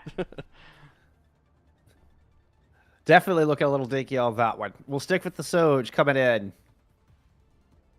Yeah, Mabutu's swapping over to the Freya now, potentially trying to put a little more damage pressure on Team USA to make it so they can't walk as freely. But I'm curious to see if any teams keep the sim. Doesn't look like it. Nah, both Solstice and Pain will go back to the Tracer here. Just a quick rollout. Race to the opening courtyard. There's a direct Mobutu, swapping to that Freya. You see some of those take aim bolts, putting some pressure down on Tip. Not quite as free as you once were. And there on the outside, Gorilla is going to find what was the MVP of opening round. Graveyard. But we saw Canada find first blood in that first map and did not pan out in the end. It's the final kill, I think, that matters more. Solstice, though, with a kill over Tim, will give Canada the 4v3 here for this first fight as we open things out on Art Market. Yeah, that's exactly how to fight when you need if you're Team Canada. Cleaning up the fight right now, and yeah, that's exactly what you need. You need to make sure that when you're getting these trades, you also don't over-aggress and kind of push before. And I think that's kind of what Team USA did Team Canada did last map. They got that early trade and kind of pushed it maybe a bit too aggressively, which led to them getting traded back. And they have a little restraint this time. Don't push too far and get the second trade. And honestly, get a nice first free cap. So say already with an early pulls. The only thing currently online, still pretty much in the neutral otherwise. Gorilla could come up on this Kitsu if this fight continues, but if Jade continues taking this much amount of pressure, you won't even need it. Able to get the block up and survive, albeit barely. 2-3 split. You got two players working around the outside. Was that A-Matrix I heard in play there from Solos in? Mobutu's going to go down. Social got traded, and this is kind of a couple different skirmishes taking place all over this objective right now, Headrammer. Yeah, it really is. I mean, during the course of the thing, USA flipped the map, and even if Canada wins this point, which does not seem like they're going to, I mean, USA's been building for a while. Do you think we're going to choose to invest? Social's able to get a kill. We had a grab come out earlier, and now a Kitsu in play here from Canada, and I think it's going to be enough to take this point back. I think your initial assessment was correct. USA just does not have the staying power. They don't have the CDs. Yeah, they don't have the staying power, but like I said, they got the free flip in that process, so they kind of got 27% for nothing. And actually, in fact, Team Canada, you had to use the rush during it.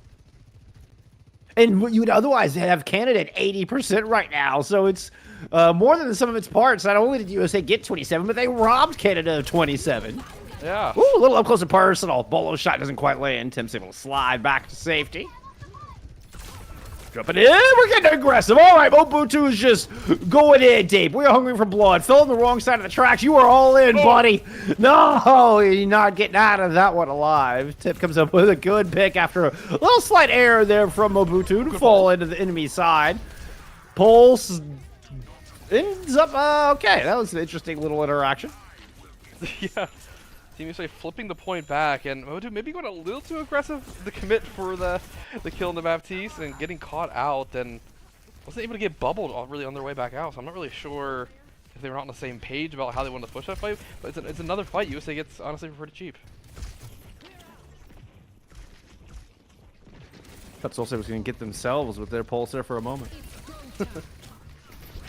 All right, speaking of, Pain searching the back line. Oh, Graveyard drops a dangerous sound barrier. Looking to get that one off. Grab hit now from Hero. You've got to get kills on this, though. You're able to get Social at the tail end of it, but you've got Solos in with an Ant Matrix in play, and USA have control of the courtyard. Canada's rotated back around to the point, but they haven't made it onto the objective yet, and they're trying to force their way on without a tank. You still have Gorilla hanging out here. Solstice able to get a kill. So even Sans a front line, Canada have found a little bit of success here. A very low chain is able to back away, grabs the Mega. Graveyard cannot reach them in time. And now Mobutu falling down. So once again, another very broken kind of fight. But Pain is going to give USA a huge advantage. Gorilla's trying to steal it back here with this Kitsu. And you're able to get the Lucio with that. So maybe Canada immediately gets this flip, but it's not going to be before USA gets 99%. Yeah, they do hold on for this fight, and USA you kind of dumped a lot now. Canada's actually a little bit in the driver's seat. They have 2 ults already, coming up on a third. Temp making the swap over to the Cassidy wants a little bit more of that ability to brawl with their team, and we've kind of seen a lot lately from the Korea games that Cass, when property pocketed, does so much consistent damage. Yeah, the roll is really good against Freya. Yeah, Graveyard already down, doesn't make it back in. Just a little bit greedy position punish there from USA. Yeah, we have the Pain Care taking down their opponent, the enemy team, and Heroes just getting oh so low. Hero, that's not the start you wanted there for Canada fans. Temple clean up, and this is USA closing out an opening map and take the 1-0 lead here in your grand finals. Yeah, a little back and forth, and I feel like he's feeling like Canada's just on the verge of things like working they would need to. You know, they'll get these fight wins to take the point, but then they lose in such they lose their fashion due to overstepping or just someone getting traded early. It feels like they're not coordination maybe isn't quite there.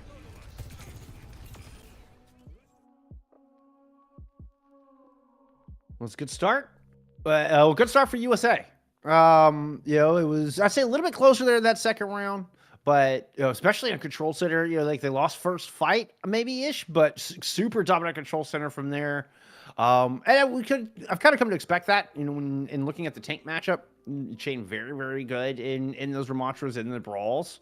Yeah, and then the sustained comp worked out against the Zarya this time. USA continuing that momentum from yesterday. They really are. It feels like I mean, I guess, yeah, like it feels like they're playing more like a team right now. It doesn't feel like they're overextending too much. It feels like they're pushing the same part when everyone else wants to push, and it feels like they have a really high kind of just awareness of when that objective is vulnerable. We've seen it twice. They pretty much sneak capped it twice during the course of that map.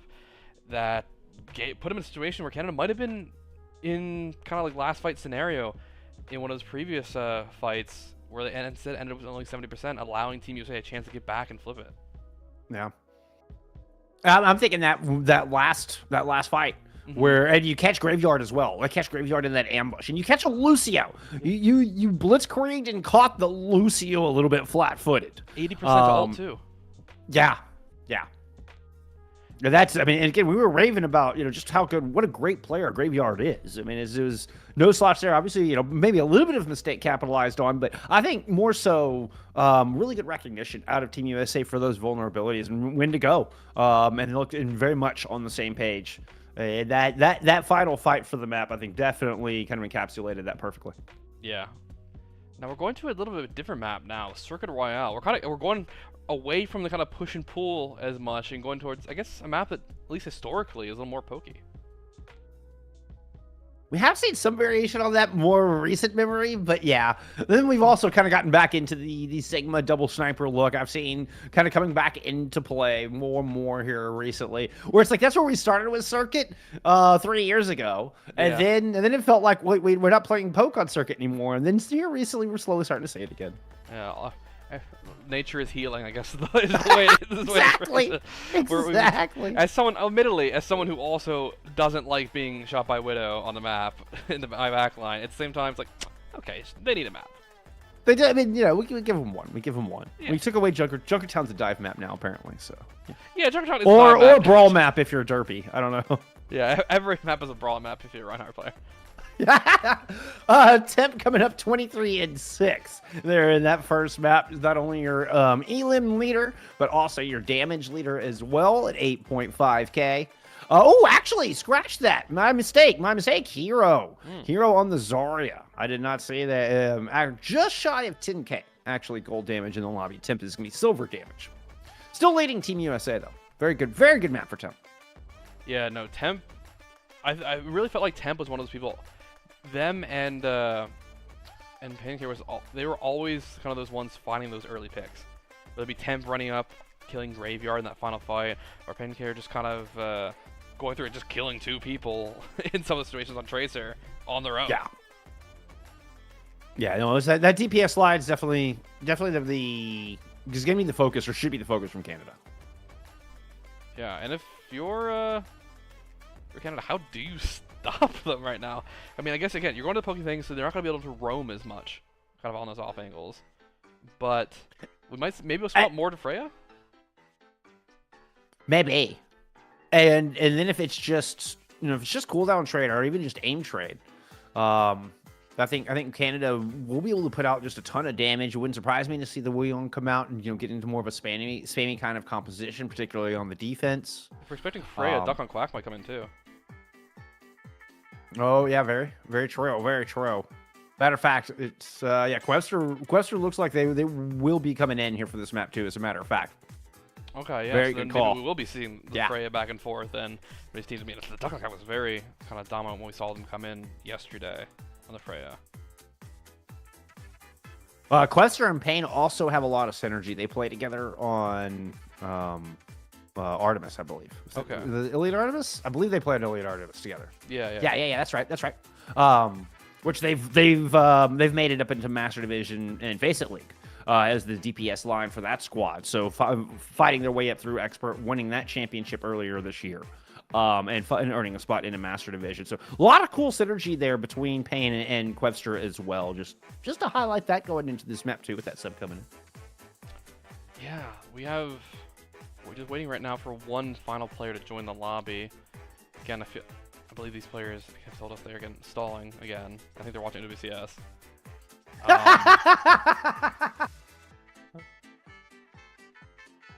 Looks like someone said they were starting to do the frame jobs. Honestly, don't know if I believe them, but I'll take their word for it for now. Frame drops. Gotcha. Yeah. But this. Hey, we're just building the hype. Yeah, we're just building the hype.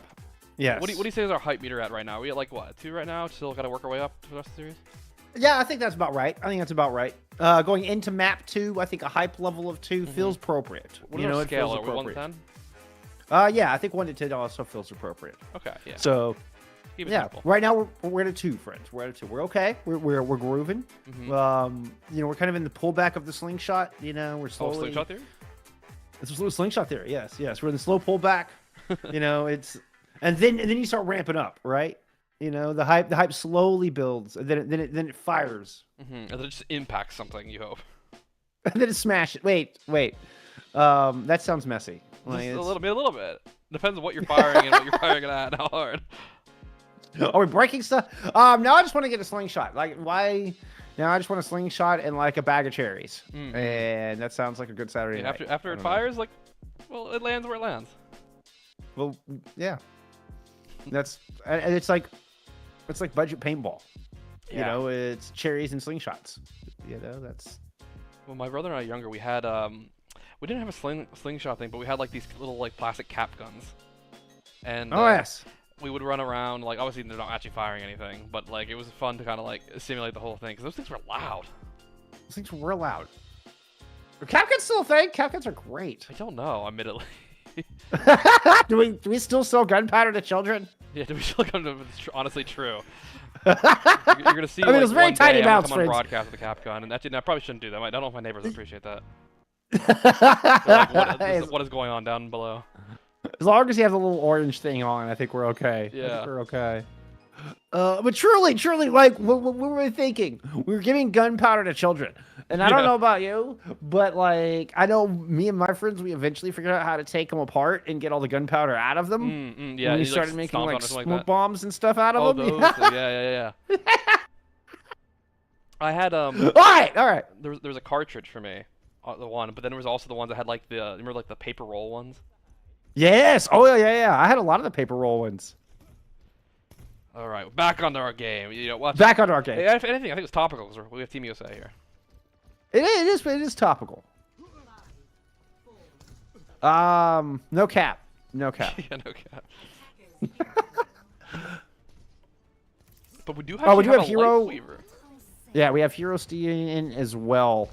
And we do have a Life Weaver. On the defense. Like, this is sticking. This wasn't just, like, out of spawn and then swap. Yeah. He's pulling back. All right, Chains, little. they can't feed too much. Little pedal sniper duel going on here. Mm. There it is! Nasty. Duck already had gotten one headshot on Mobutu. That one fully charged. Able to duck under the jump shot and gets them on the landing. Beautifully done. Good anticipation. And Duck. opening pair of picks as Duck is going to land his second headshot before Hero brings him down. Yeah, Canada actually clapping back immediately, getting two more. Yeah. We were getting rocked, and they actually. I guess the widow kills don't matter. We just killed 3 men. Yeah, just said, yeah, we don't care. We don't care about your Widowmaker. We're gonna go into a sojourn, and we actually saw Quebster go into that in that Freya that you were highlighting before this map started. Yeah, and this point's been moving the entire time, so we're already threatening the cap of it. Immortality Field's still on cooldown at the moment. It was forced out on the ram, but going pain carrier going aggressive. Oh, that's going to get the cryo freeze out immediately, but it does buy enough time for Chain to get back to the point and at least get a second fight here. Canada almost one and done point A on Circuit Royale, which is just unheard of, but it looks like they're going to get an early lead here in this second fight as well, still in the neutral. And they're going to get this point on the board, assuming they can bring down Chain. Chain has been alive on that point a lot longer than I anticipated, but Mobutu will eventually get the 2K to get the cap. Is it time to start talking about the legacy of the Hero Sigma? I don't know anything about it, but it's going to be talked about from now on. The double entendre in that sentence kind of broke my brain for a moment. I'm not going to lie. I know, Canada just, honestly, despite those 2 Widow kills right there, they have not been stopped at all for this fight. Widow coming out from Sullivan, but they can just back it up.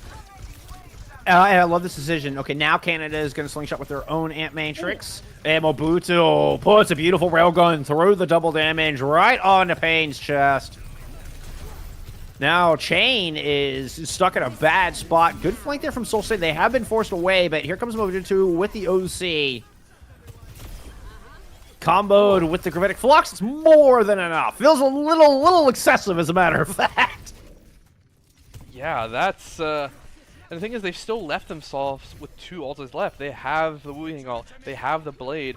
I think Team USA might get a chance to touch here if they choose to. Yes, they will choose the touch, but they can still just decide to double down with both these ults. We're going to need to get the Tidal Blast thrown out first. Onto the Genji, dashing up. They do get the stun. Blade is out way in the back line. Social is already down, so you will not get that sound barrier up. It's going to be up to Chain here to try to win this out with just this Annihilation. You're able to get the 1, but Canada are still way up in this fight. And cooldowns, not to mention the 4v3 and players themselves. Oh, they're canceled. Payne goes down, and then it'll cancel the Blizzard. Hero rocks Payne right out of that and said, no. We're going to keep things nice and toasty around here. We don't need your AC. Thank you very much.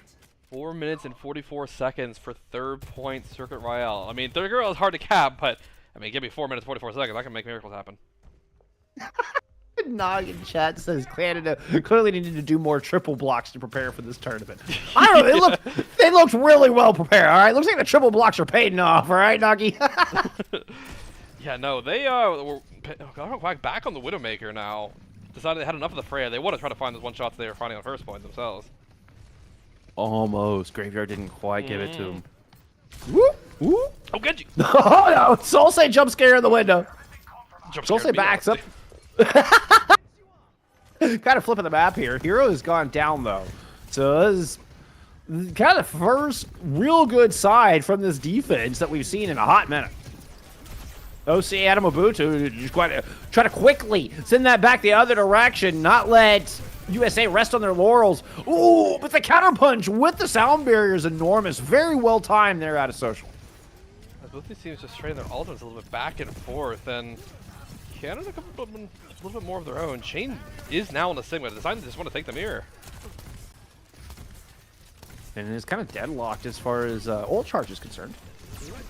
Keep an eye on this Ant Matrix. Yeah, this Gorilla Ant Matrix is in a beautiful spot. Well played on the corner. USA have to kind of huddle up into the room. And yeah, Hero is going to give chase, unsurprisingly. Fortunate, I think, for USA that Solozen and company were able to back up, and Hero trying to respond. Watch the Tide Pod coming in. You've got Solozen knocked down on their butt, but the lamp is able to keep them alive. Deflect out of Soul Say will eventually fade. Solozen puts them down, and the defense holds. Defense does hold, and this is the problem with third point. Third point is such a difficult kind of nut to break, as you kind of just need to force your way through, and USA has the right combination of ults and heroes that honestly cycle really, really well. Every single one of their ults is dangerous on their own. This Blizzard could very easily counter a Sigma Flux or even a Blade just to zone them. First one got canceled. That one, at least Payne didn't hit the Q on that one. Yeah, Blade is in play here. Yeah, you know, that was an Aura Blade. Okay, you did get a little bit of value at the tail end. You'll help finish off Chain, who was isolated down in Main Street. Graveyard continues to pile in damage with that Wu Yong. I'm telling y'all, best Wu Yong in the West. Yeah, but USA come out with massive ultimates. They can just Blizzard point while Duck on Quack ults from the high ground. We're going to get the Remitted Flux out of Hero preemptively to try to prevent that from happening. The OC is in play here. Quester does leap down onto the objective. Lands the headshot onto Mobutu. We had the Blizzard in play. The Flux did not get it done, and this defense does, in fact, stabilize on the back of those two. Wait a minute. Graveyard gets 3. Graveyard gets 4. Oh, my God. Graveyard gets 4. No shot. Wait a minute. That was not how this script was written up. This defense will hold, though. The spawn advantage is just too much. They can't quite work through the tank. Graveyard needs to add up. Graveyard! Like, I believe for a second. Me too, man. Oh my gosh. Now, still though, they've burned 3 minutes off this clock. USA holding that point has built up another kind of collection of their ults on their own. We're here to go through a whole collection. Chain still in the Sigma, but Social decided to swap off their little Zen pick they had. But Hero, they're done with the Sigma. They just want to go in. Yeah, this is just, I mean, hammer it home. Just try to brute force this thing in. Fight around the pool side. And Matrix from Gorilla could claim this space. It's going to be a Gravitic Flux to start things off out of Chain.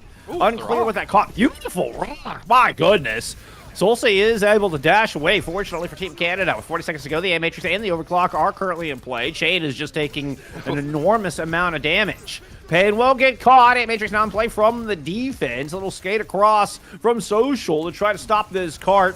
Chain is able to move out and hold, but a blade in play out of Solsei. You did a lot of damage to that tank. Chain's not going to be able to stick around at that point for long. There's just nothing left here from the defense to try to cheat this, and Canada will cap. Maybe? Still a little bit of stall going on. 10 seconds left to go as Solo's in. Looks to be the last bastion, the last touch here from USA. Canada will complete the map with 7.5 seconds remaining. Yeah, Canada does cap all 3 points, which is super, super good on Circuit Rail.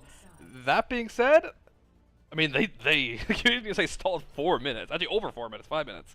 Yeah, So, that was an enormous stall. I mean, if you look at the scoreboard, you wouldn't believe that Team East held on map on point 3, honestly. Like, look at Graveyard, 20-3, top kills on their team. I'm telling you, man, Graveyard's Wu Yong is just so nasty. It's just so nasty. Graveyard has more damage than anybody on Team USA outside of their tank. Yeah, you're right. I mean, this is the kind of performance that if Hero Bands was in this tournament, we'd be like, we need to remove this for next map. Yeah. Oh, and it happened all season long on for Face It playoffs. Like, it was the Wu Yong ban was so powerful. Yeah. Yeah. No, yeah. Graveyard don't have to worry about that here. Oh, you're right. And I will say, I was really impressed also with Solsei's Genji for a lot of that too. It was really, Indeed. I think that was one of the large reasons why we had to have to swap off Widow, swap off Freya around to different heroes a lot of times because Genji's honestly really good at keeping some of those heroes in check if you in range.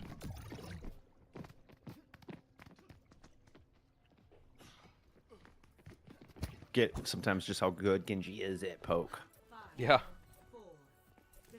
Oh, I wanted to go on this Widowmaker again. Social deciding to do the Brig. Maybe they just want to be a little more survival against this Genji. I think that was just an opening play here. Maybe like shield up the Widowmaker, perhaps, or something of that nature. Honestly, kind of surprised we're on the Zen. I mean, when's the last time you saw Zen play in earnest? Yeah, you're honestly right. Yeah, I mean, already running it down. Zen's like, okay, Immori, please. Social just pulling, doing cooldowns out left and right, just out of aura. Oh, body shot there from Quack. Almost found Gorilla. That would have just been this first corner. Another good shot. A very low soul save. Staying alive by the skin of their teeth, but Social eventually finds the headshot. Talk about overkill, but hey, you know what? Always feels good when you get that nice little red dink. It is a very satisfying sound. You're right. I mean, honestly, I would play Zen just for that sound. Oh, especially the 5-orb dinks. Oh, I mean, talk about just big old dopamine hit. Oh yeah, every time. Chain run in the corner here. We're looking at 60% towards this Gravitic Flux. Amatrix already in play. And what a beautiful position on this. This is going to force this defense back. And Solsei is caught in a wide swing. Got stuck. Caught by Statue. An important lead. You know, when we're talking about how instrumental that Genji was in kind of disrupting Team USA. Now all guns forward. You don't have to worry about that flank at all. Oh, no. You still have to worry about Graveyard. 3v3 left on this point. Quack is going to get battered down, and this defense will stabilize. Yeah, honestly, all these windows from both teams keep getting tremendous value. A window pops, someone dies. It just happens pretty much every fight. And if you're Canada, you really needed that. You were on your back foot for a little while. You get a chance to build up the rest of your ultimates to hold a while. USA, actually, I would maybe argue they're a little bit behind in the ultimates comparatively for Team Canada. And already over a minute, I'll build off the clock. Just 2 minutes left to cap this first point. Mobutu, I mean, ahead in the DPS ultimates. Graveyard's already found a kill onto Pain. Oh, with a little help, it looks like, from the Vortex. That's a nasty combo, too. Ravenous Vortex and just that big chunky shots. All right, Gravitic Flux in play. 4v4 on the point. Gorilla lifted up into the air. They get the Tidal Blast! Oh, they died through the Tidal Blast! Oh, no! The Team USA gets a sliver of hope. That surprised me, honestly. I didn't expect them to just instantly die. They were burned by that damage. I don't know. I was about to say, was that like, did the Tidal Blast not quite apply? Or it didn't look like they took like 600 damage. It looked like they just died immediately. Yeah, I was about to say, yeah, that did not look like 300 overhealth hit them. I know. Wild.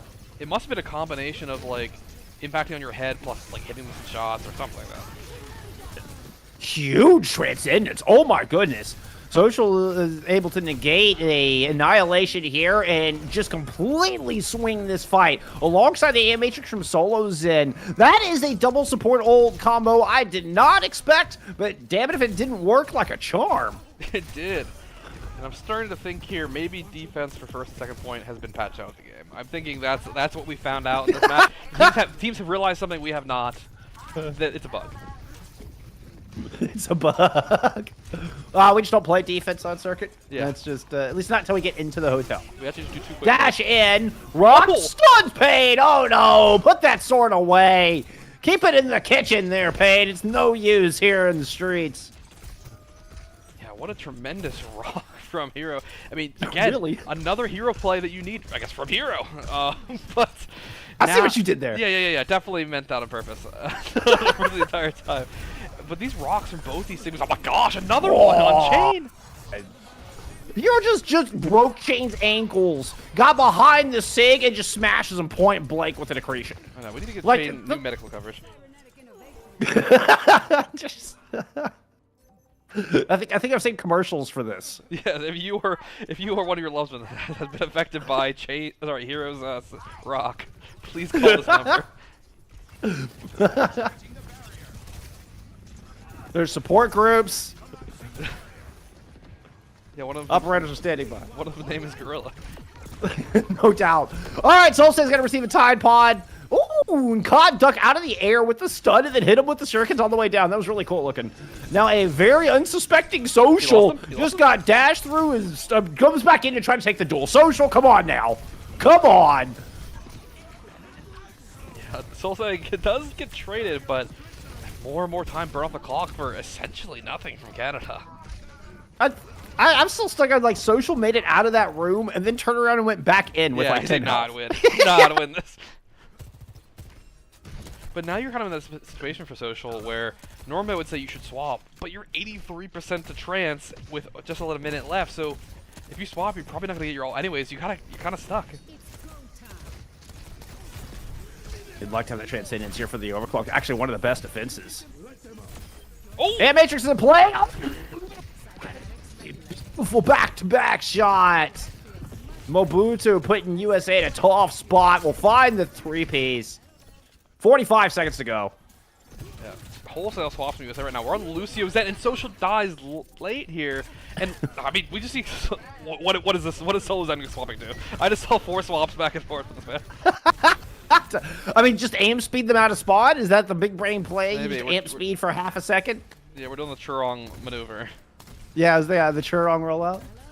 I mean, you're looking at this defense is holding on to a Gravitic Flux currently. Graveyard will have the Tide Pod to throw on a Soul Sage to initiate the Blade after that. This is a tough fight uphill, quite literally, for Team USA. The Flux does catch Social, but does not get the Transcendence out. A judicious play there out of Team USA. Chain with that opening pick puts them in a really good spot. They're able to get through this, fortunately not needing that Transcendence as they lost Social. Yeah, I think they will get a chance to touch one more time, and now they actually do have a somewhat decent way to fight this. They can just, if they really want to, Pain can go aggressive. Social can follow them. Social can sit behind. We know Social will be aggressive, but Bubble's already popped out from Chain, so Solstein's freaking against the blade now. Pain did get the bubble, was able to stay alive through it. I spoke too soon. Mobutu catches them hiding behind 10, just emerges on Afara. Transcendence up from Social. Solosen's got an Matrix in play. There is that odd combo once again. Canada has got to hang on through this if they want to end this map here and now. Hero got an enormous amount of shielding off of that grasp. 0.05 meters. Canada gets the touch, but they're not going to be able to stay on it. We'll eventually get the second point. I do get it.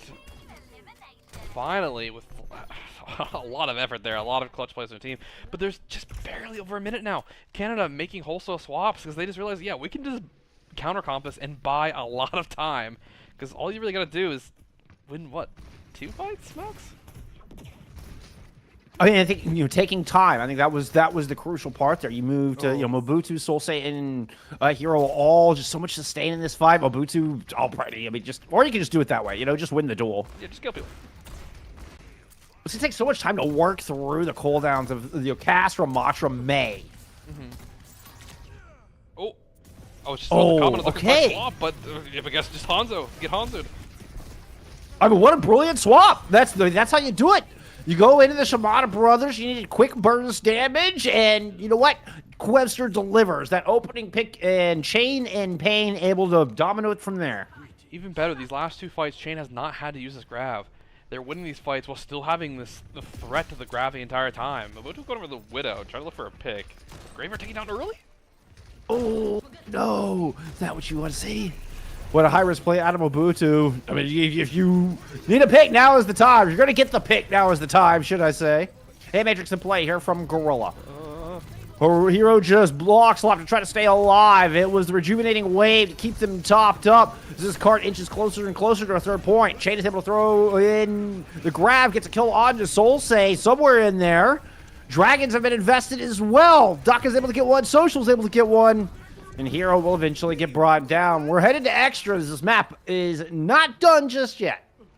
It is not, and despite Team USA struggling for so long on second point, they are able to get it over the line and kind of breeze through third a little bit with the fact that they had this grab and this threat of ultimates. Canada not really able to fully build up to all their ultimates in time to actually pull off the full stall. They didn't take multiple fights. They kind of just had one due to the early pick on the Baptiste. And Yeah, the later window really just kind of let them clutch that out.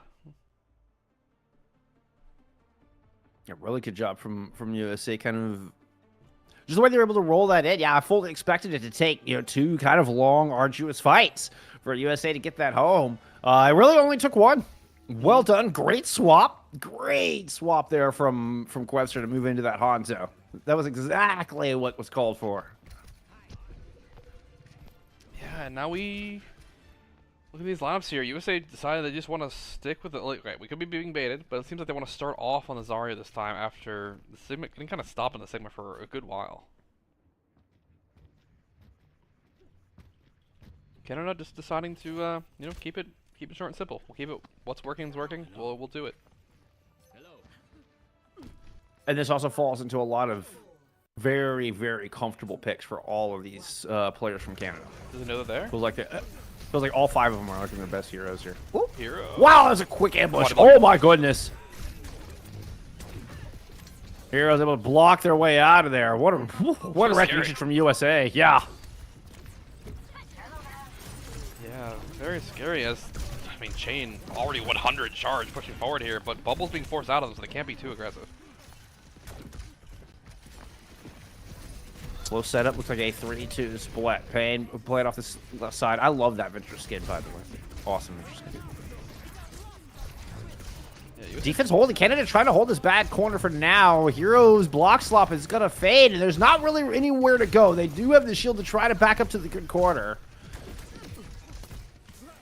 USA are really trying to play to enable this Venture aggression with Zarya. Venture kind of person team gets bubbled, and I guess at this point in team, I would say Baptiste is probably the most vulnerable. Either that or hitting Hero into the enemy team, but there's judges in the back now. Yeah, I think Payne was looking for that Baptiste. Hit Matrix is now in play here from Team USA, though. Mobutu gives the edge back. 5 solos in. It's just Lucio healing for USA in this overtime fight. Barely able to tiptoe in. Chain fortunate to have this room to even take cover in, but you're losing reinforcements all around. You won't make it back to the mini, and this is as far as USA will get. Yeah, USA not really able to get one of those hits with Pain Care and Chain's bubbles that you pretty much need to one-shot someone or force out so many cooldowns and go aggressive, but beyond that one pick, they weren't able to do that. We saw Gorilla, it's so low on the Baptiste for so long, but they weren't able to convert it to a kill, and now they're kind of stuck in this corner, which is, if it's anything that Canada's been playing, that could get dangerous very quickly. Yeah, if you're USA, you'd at least like to have made it around the corner, right? To where it's like, perpendicular to this street. But that card didn't even, it's like not even halfway around that second corner. This is very winnable for Canada to tie us up. Yeah, it makes the hold very awkward because you can't really play super far up. You're kind of forced to play backwards because you're not going to get 2 whole fights out. If you lose the earlier fight, you won't be there in time to fight the corner again. So you have to just play further back and pretty much one-shot it. Canada teasing almost the exact same thing USA was doing. Hero looking for the Zarya, and USA looking at the Sigma. Yeah, they're trying to play to just stall so much time. A lot of healing on a Sigma, a Mei, and a lot of damage from a Duck on Quack. This is definitely a composition that if you let them go long, their ults are massive. And there's a lot of damage output. Mm-hmm. Everybody from Team USA is just is putting on oogles and oogles of damage. Interesting, though, I think Chain is going to be actually the point of contention. Canada does end up with Hero in the Ramatra. Oh, that early pick. You couldn't find a better target if you're Team USA taking Graveyard out early. But again, a Hero going into the Ramatra for a little more sustain over, kind of initially showing us that Zarya. I think it's a good move to just push, bulldoze Chain backwards. You can see Chain can very dangerously end up on roller skates and just forced to kind of slide back into that corner. And USA runs out of room to work. Canada slowly closing the vice in. Both Baptistes nearly at their windows already, and that could just be a complete fight changer. Solozin does have a little bit of an advantage. That 15% going to be the difference maker. It's going to come up early. Try to keep Chain alive, and it is! Absolutely! Hero Mobutu take the business into that damage, and Solozin will win out Circuit Royale for Team USA. We do have one in play. Okay, Canada's not quite done. They are very much down in this fight. It's an uphill battle. Gorilla's down. Solsei's down. And they cannot pull out this miracle. Team USA will move up to 2-0. And that one, I think this map showed a lot more kind of the strengths of Team Canada, and USA really forced the fight through that entire map.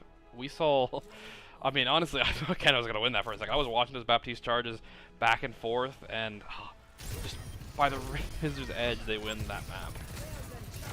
I mean, Team USA almost got stopped on point A, then they almost get stopped here on point B.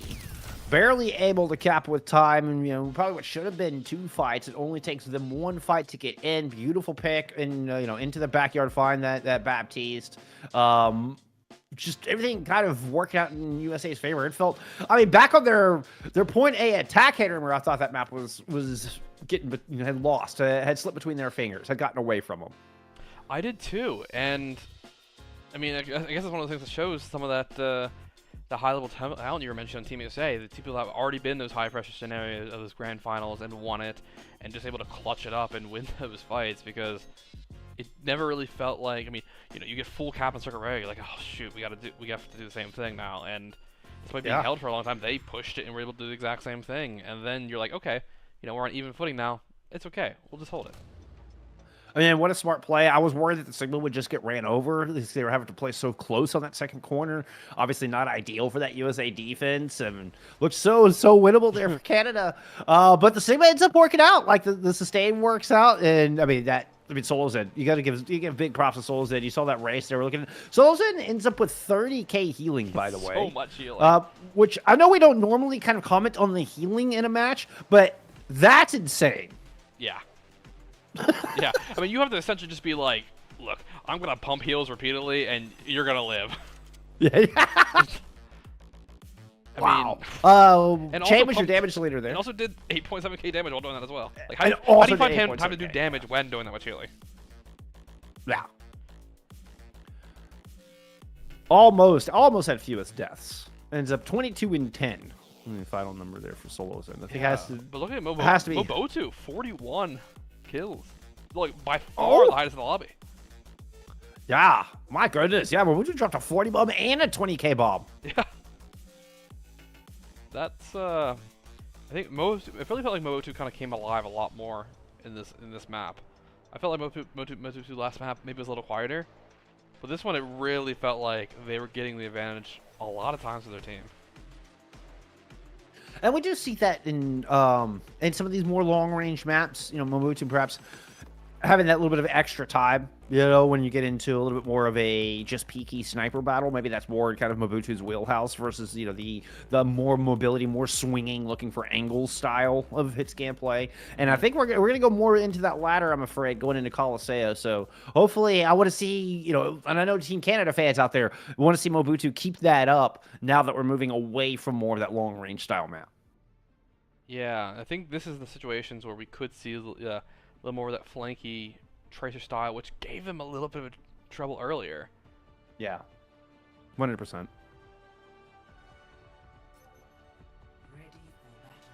We do have Pain Care. Yeah. So we do have Temp back in for this one. No more Quebster to do what we need to do. Quebster just comes in, wins the maps. Like, all right, my job here is done. Yep. Hero staying in as far as rosters on the other side. So we saw Seafull play 3 of the 4 maps for Team Canada yesterday in the upper bracket finals. Hero so far has played all 3. Yeah, it really felt like last time that it felt like the most successful lineup oftentimes was when Hero was in. Seafull played great on the second version I saw. It's just, I don't know, something just clicked more with the team. I mean, Seafull has a very specialized kind of hero pool as well. Mm-hmm. And I mean, Hero did win the one map. The one map Hero was in yesterday, Hero won. that Rudasapi. You know what? Canada needs a hero now. All right. We will eventually get tired of that pun, but I'm not tired of it yet. I'll never get tired of heroing it. The block slap has come and gone here for Hero. The Nemesis Swarm no longer available. Suzu no longer available either. And Team Canada looking a little bit cornered. They are able to lash out and find Pain. Okay. Oh Solse able to sneak in one, but a beautiful pile drive there out of Chain. Rocking the honeycomb ball here, rocking the Junebin honeycomb. You gotta love it. Mobutu going over the Sombra. We've seen this a lot lately. I feel like in OCS of hitscan player just decides to go Sombra. I mean, it can be decent to the ball to kind of help shut down the gauges a little bit, but part of me wonders if it does shut down kind of some of the lethality Mobutu's been showing.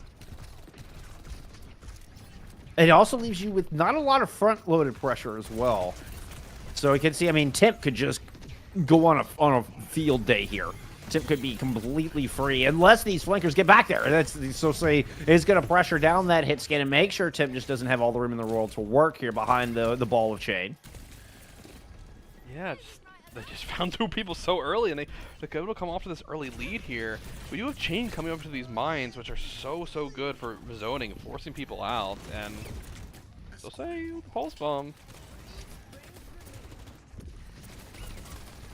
So far, neither team really able to find a clear edge. It feels like we're still searching for that distinct fight win. You know, only very small advantage right now for Canada. But we're right back into the neutral. These teams are jockeying for position around Statue side. You know, playing on the flank. Chain is going to go try to help out that. And it looks like Canada rotates back towards mid. Solse push it in, just go back to see if they can find those range DPS. Kitsu will help protect him. Claim this space in the name of Team USA. It's going to get ultimate start coming out. Solse and Kitsu invested here from Team Canada. Mobutu goes down. I believe we're at a 4v4. I heard the mines invested as well. But I've only seen 1 kill apiece here so far. Yeah, still waiting to finish our first fight of the map. As Graveyard does go down, and I think this might be the trigger for the fight being over. I mean, Hero's going to get annihilation, though. Hero's not going to die here. God, We're going to get Pain Car. We receive... Yeah, Tidal Blast goes on to Pain, but they got hacked, so they weren't able to blink through. Still looks like they got Gorilla, nevertheless. Hero does not get the annihilation in play, and Team USA does, in fact, win out this first fight, finally. This 3-minute fight. Yeah, this is old Colosseo type fights where you just, the grass is there, you don't have any way around. It's just everyone's kind of sitting trying to, go for their positioning. Maybe we get a kill, but then we trade back for your 1 kill, and then we're like, oh shoot, we're in the same spot again. But Temp on the Torb now decided like, nah, I'm just gonna walk around. You're not gonna kill me. I mean, just wasn't free enough. There was just too much really good pressure between Graveyard, Mobutu, and Solse. Temp was not able to find any room to work. Speaking of Mobutu, we're going to get an EMP on point. Unclear who it hit. I'm guessing the Suzu cleansed whoever was hacked. But Hero now finds themselves kind of pushed into a corner. Here comes a little bit of backup. Poles thrown in out of Solse. Pankar ends up going down. Whether that was in that hallway or off camera, I'm not entirely sure. Yeah, and again, we're kind of in this non-clean fight win. Canada gets a little bit of a lead there, but then again, they just have this Chain wrecking ball around. It's like, what are you gonna do? You can't remove him. Yeah, Chain drops mines, gets the Suzu, gets out in 1 piece. Now Canada, yeah, they inch forward, and another 5 meters they've bought from that team fight. Mobutu does find Temp. Okay, so it takes to kind of their counter after Temp going into more of the anti-dive look. Carrie's going to go ahead and invest into Kitsu. Graveyard does a beat for 1. Ends up finding solos in. Hey, you know what? Sometimes you just got to beat for yourself, all right? Sometimes you just got to put on the headphones and you play the music. It's all just for you. It's about sending a message. You don't need this beat drop to win these fights overall. You beat drop and like, yes, I will win this myself. I will win this. It's about sending a message. but now because USA invested the Kyrios themselves, now Canada can do the very same thing. We do get the Kitsu in from Gorilla to try to take it back. Hero found a very sad-looking tip there in the corner. Oh, wait, wooing on when he's leaving. What? All right. We're going to Tide Pod here in the 3v5. Chain does get a knockdown onto the most sustainable target. Canada 3 meters away from getting this checkpoint, and the EMP comes out to prevent the contest. And that will finally be something definitive here. Something actually happened on Colosseo. 5 minutes in, Canada gets a checkpoint, and it feels like it's just been 5 minutes straight of fighting. It really has. We're trying to find those moments where we're like, all right, let's break it down for you guys. Like, well, there's nothing to break down. The map's not over. Yes, the engagement's still going. Yeah. I've seen rule sets where, you have to wait for a team fight to end before you can pause. There'd be no pausing allowed in this Coliseum. yeah. Team USA, though, able to get the trades they needed to there, and actually didn't really have to invest anything in the end. But Canada does get the first cap, and a little light on ultimates, I will say. So this could be an opportunity for Team USA to get some space. Yeah, I believe we saw Temp actually get the better end of Mobutu early in the previous fight. Mobutu surviving by the hair of their shinny chin chin in this fight, and Solsei with that, obviously, a good opener. So we'll see Canada take this bot back. USA will be denied an opportunity of a checkpoint of their own. Yeah, but Canada getting 2 early trades in this fight, forcing USA to backstep a bit, and Banker wants to take this fight, but Chain having to invest the mines instead, but doesn't appear to matter. You're able to fight Social again. Take the Tide Pod out of the fight. We do have a Kitsu in lieu of missing Wuyong, but Chain does get caught in that Ravenous Vortex. They're out of hero. Well played. We were saying Canada needed a hero. Hero delivered. Yeah. I think that means they needed a sandwich. I don't know. I'm trying to go another... Yeah. Anyway. Yeah, but now Chain forcing to swap himself to Zarya, deciding to let the ball go because they realize they can't really contest this point consistently. Canada just kind of sitting on the point, forcing people to come in and trading. And now they just want to invest and go deeper. They want to win this thing. Yeah, you've got a Kitsu to start off this fight. You've got EMP and Sound Barrier to continue to layer on top. No kills out of the original Kitsune Rush. The EMP is going to find two, including Temp, who had an EMP of their own. Mobutu winning out that duel of the Invisible Hackers. 5v4 for Canada after the double ult, triple ult investment, actually. Heroes Annihilation used as well. Yeah, if they get a skill in the wing, it'd be even better. They do. They do. Now the EMP from Tim to try to swing a 4v5. Hero's the only one that looked to be affected by... Actually, I say that. Oh. Graveyard was hit too, which means they didn't get that Sound Barrier in. Good kill from Pain, but we have had a double down. Canada, they strike back twofold against losing their Lucio, and now they have eyes set on a map 4.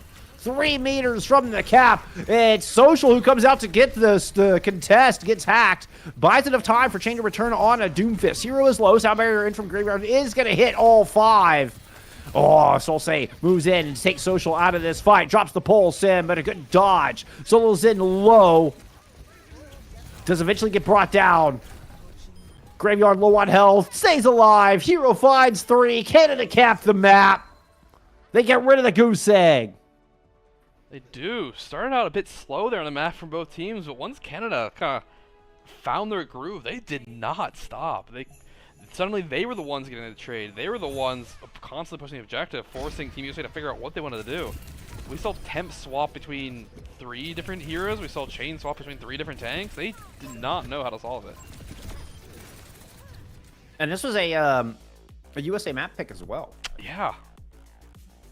This series is getting interesting, Wolfsconk. This is really getting interesting. I mean, quite the...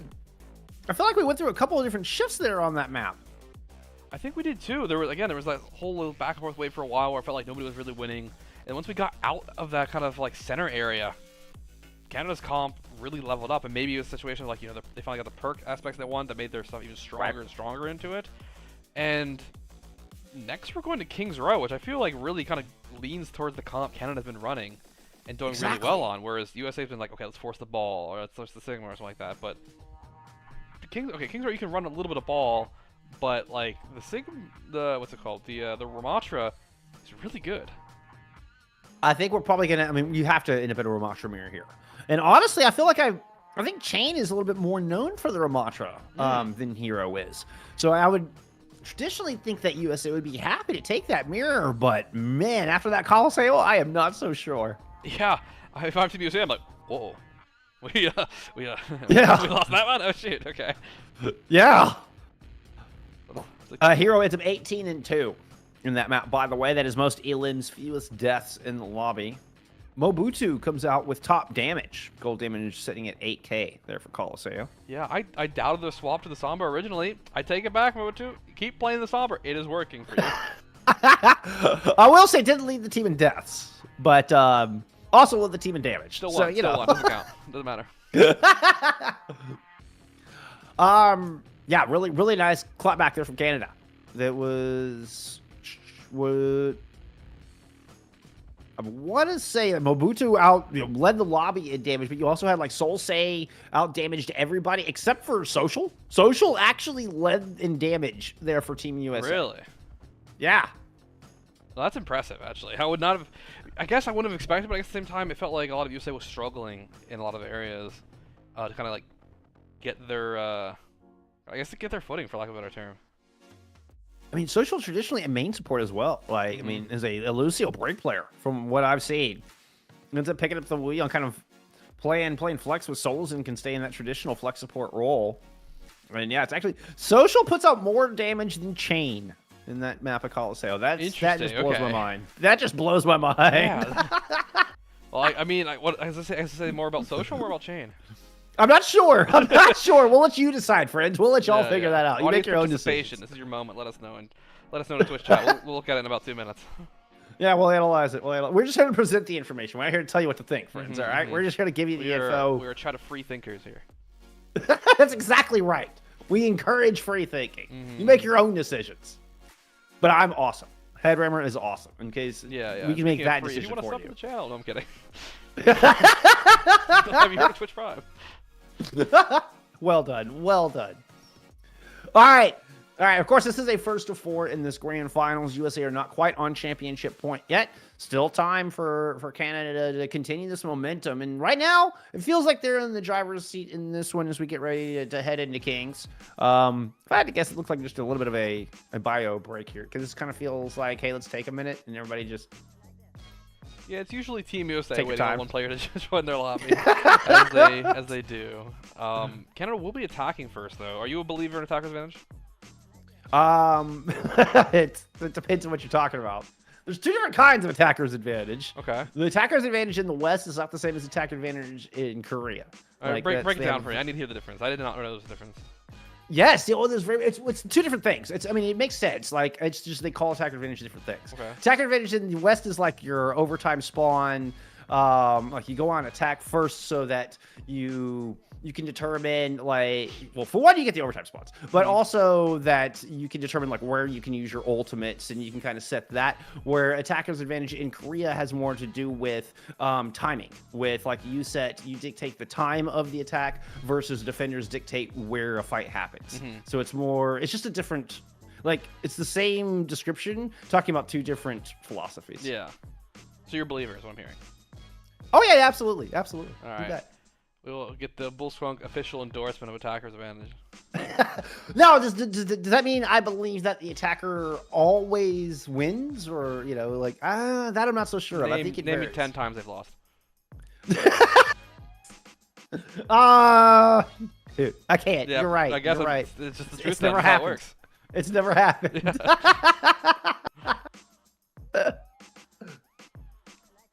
I don't know. You let us know what you think, friends. Yeah, I'll make my decision about attacker's advantage after they attack.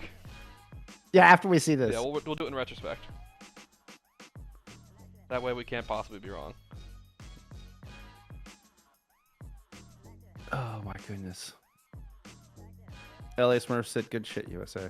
There you go. Sorry, it didn't make it in the chat. It cleaned it up. It's all right. It's all right. All right. We'll go PG. We'll go PG. We're here for, you know what? I can allow this through because I have the power. I never mind. It disappeared. Whoopsies. It disappeared. Yeah, it's too late. It's too late. I have the power too, actually. Oh, I keep forgetting your mana. Yeah. Yeah. We have the power. We do have the power. All right, let's lock in. It's time for Kings. It's time for map 4. Canada going on the attack first. Which I believe they chose to go on the attack first here, by the way, as well. This was a Canada map pick to boot. It is, and it looks like we're teasing a little bit of the Pharah play here. Maybe it'll surround him a little bit. Oh, this is an interesting look. Oh, Neo. Well. Canada don't Ban Hanzo. Ban Hanzo. Don't let that dissuade you, Canada. All right, I like the look. Also, it's rare to see. It's rare to see a hit scan player that can flex into the Genji like Mobutu can. There's only a handful, I think, that can really that swap between roles like that. So it's a very, very different full dive look out of Canada. You know, when we theorized that they might try to go match toe-to-toe with the Brawl, and that, you know, Chain kind of known for this from Mantra. No. Canada trying something completely different. Yeah, we'll see how it works out. A lot of kind of using this comp can move around a little bit. Maybe Solazan maybe considered to be the most vulnerable part, but Hank just keeping Solsei in their spawn, I guess. Just feel like, no. You're not following your team. You're going to stay here. Yeah, meanwhile, the rest of Canada have done a full rotation and landed right back at Statue. Losing Graveyard does not bode well for those rotations. And Team USA reclaim their high ground and send Canada back to the drawing board. Yeah, decent bit of time kind of burning off the board with that one here, deciding, you know what, Hazard's not for me. I'm actually a Diva main now. So I will go with my team. We'll take the high ground, and what do you do? Oh, never mind. Goodbye, Solazan. This definitely feels like a very strong comfort pick for Hero, and you can see why. Right out of the gate, I mean, quick pair of kills, start things off. This will at least get Canada entrenched on this point. Can they stick around? They're able to dodge the pulse out of pain, find the kill, find a late one onto Quipster as well. This should eliminate the possibility for a recontest point on the board for Canada. I mean, you felt the like immediate energy swap. The one Hero went Diva. It was just teams like, okay, we're going in right now. And Duck and Quack's like, yeah, well, I don't want that heat. I'm going Freya. It really was an immediate swap. You were not kidding on that. Tide Blast, throw it in on the Pain Car. Pain Car's going to run to get the stun and the kill on the Gorilla. Okay. Yeah, let's say they were in a bit of a weird spot, but they're able to recall back. Then we landed on Solsei's Pob. That was kind of interesting. Nice stick. Solsei lucky to not get themselves in that as they were able to blink away, picking up Social. 1 health as the heals come through from Gorilla. It's still a 3v4, favoring this defense right now. Hero flies in and try to give the lead as they wait for that spawn advantage to come into play. And Matrix is... Chain gets 2? Is it going to be enough? I mean, okay, I think it's a bit superfluous as Chain is the one actually getting the kills.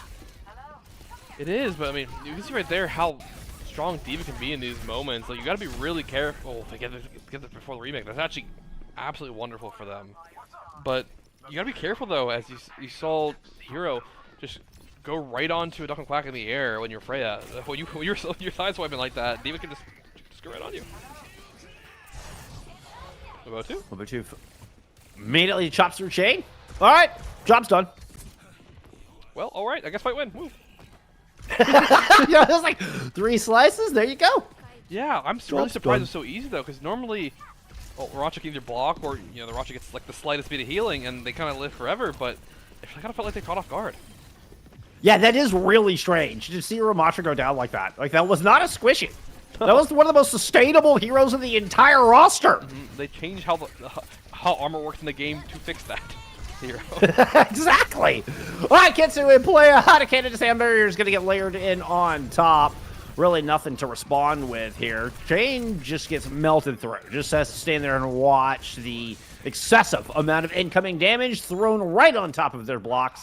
Not enough slop in the world. Yeah, and a really decisive fight win for them. Now they have 4 minutes left on the 3rd point, and Soul says, we'll just take down their counterpart and be like, no. We're getting first corner. With 4 minutes to go, too.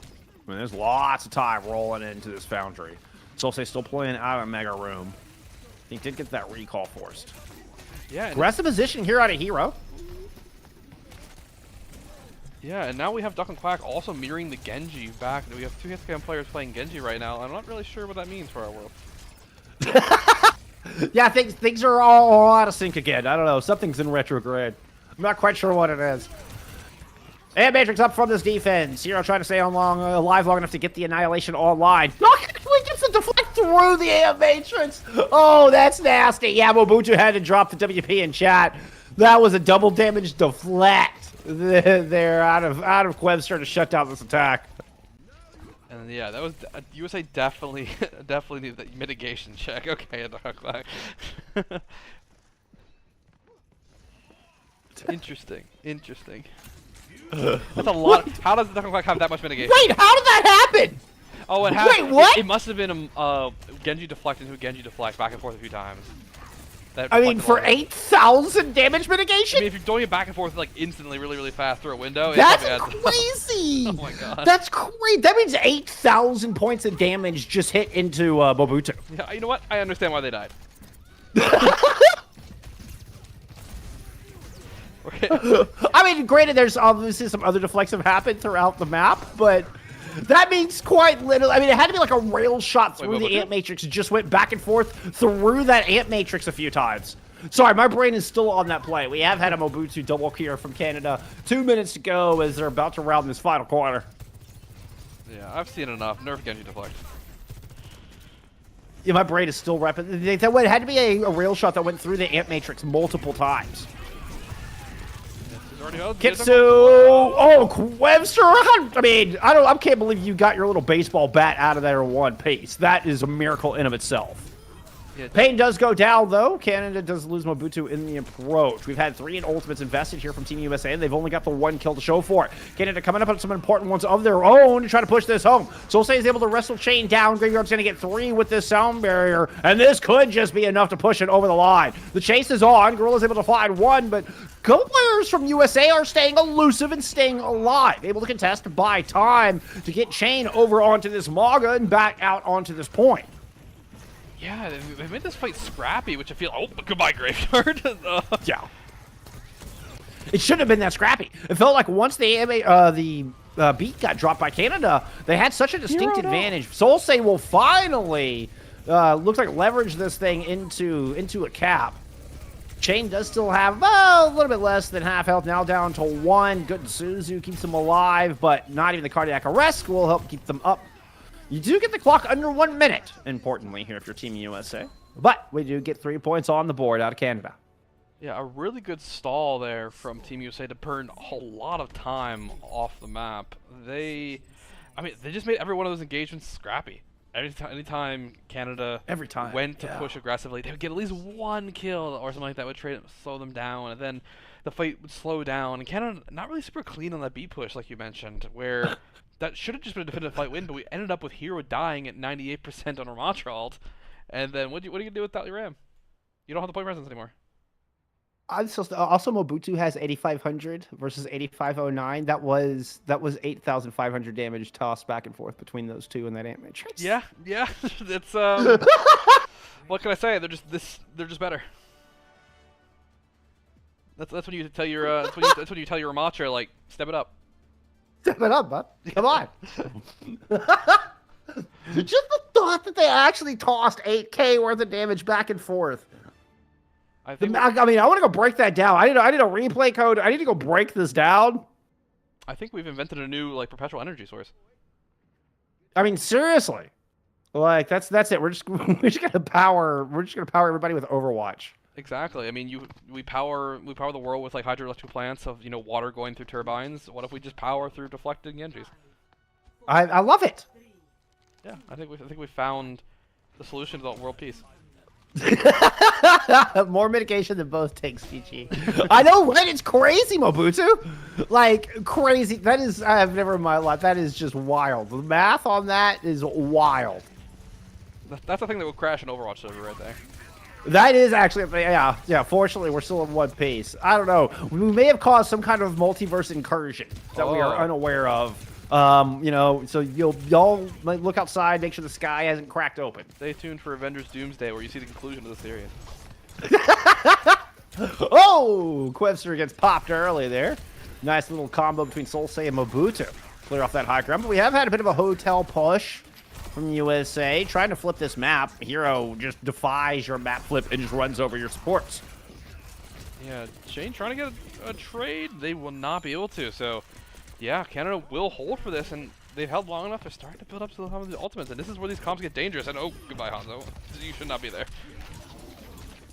Yeah, it was a bit ambitious there from Quebster. Ends up just eating more time off the clock, right? I mean, it just means it's another 15 seconds for Team USA can get set up. Quebster will go over, thought about a Widow, settled on a Hanzo. Well, went back to the Hanzo, rather. Yeah, I want to see if someone catch someone lacking on the moment, but we have 2 rushes coming up here very quickly, so I think we're about to see mirrored rushes. Oh, it's a really aggressive move. Yeah, just go sliding past. Like, running past Pain Card and trying to find that runs right into Duck's Storm Arrows. Yeah. Now, Quest with the high ground position, 4v3 favoring USA at the moment. A very low soul save eventually gets popped. Oh, I love that patience. I like how Quester just sat there for like 20 seconds and didn't shoot and just let him dance for a while, and then eventually fired an air. Yeah, dance for me, dance for me. No, that last fight there did not go any way how I thought it was going to. I thought it was like, okay, we're gonna have a big ult exchange, but no, we're just gonna slide in and die. Now we get our big ult exchange. Dual Kitsu's thrown over the point. Mobutu, come on, stay alive long enough. Okay, you're not going to need that overclock. Never mind. Hero runs in, pummels through Solo, Zen, and Chain. Yeah, we do have some people hiding behind, both a Lucio, I believe, and a Genji, if they're able to get out, or if they might be able to put some trades. Playing with fire. And I say Quester's still alive. Quester didn't die in that exchange either. There goes Pain. Quester was hiding in main. So Pain does not make it out. Looks like Canada cleans up their back line. Now turn their attention forward. And they have ults to work with here. 4, as a matter of fact, for this defense. Yeah. We have our Dragon coming out to split the team right now. This is definitely going to force a 4 from... There's no way he gets out. Okay. Soul say 1 health. Finished off. Oh, Graveyard goes down. Okay, Chain just basically single-handedly took very important ultimates out of this fight. Could have been a beat blade combo, but Chain just single-handedly, with their bare hands, removed both those ultimates from the engagement. I really did. I also do like how every single time we go to socials, this was just AFK on point pushing the payload. which is working out perfectly because we're coming around this final corner here really quickly, and there's still a surprising amount of ults left in the tank for both teams. This could really go any way.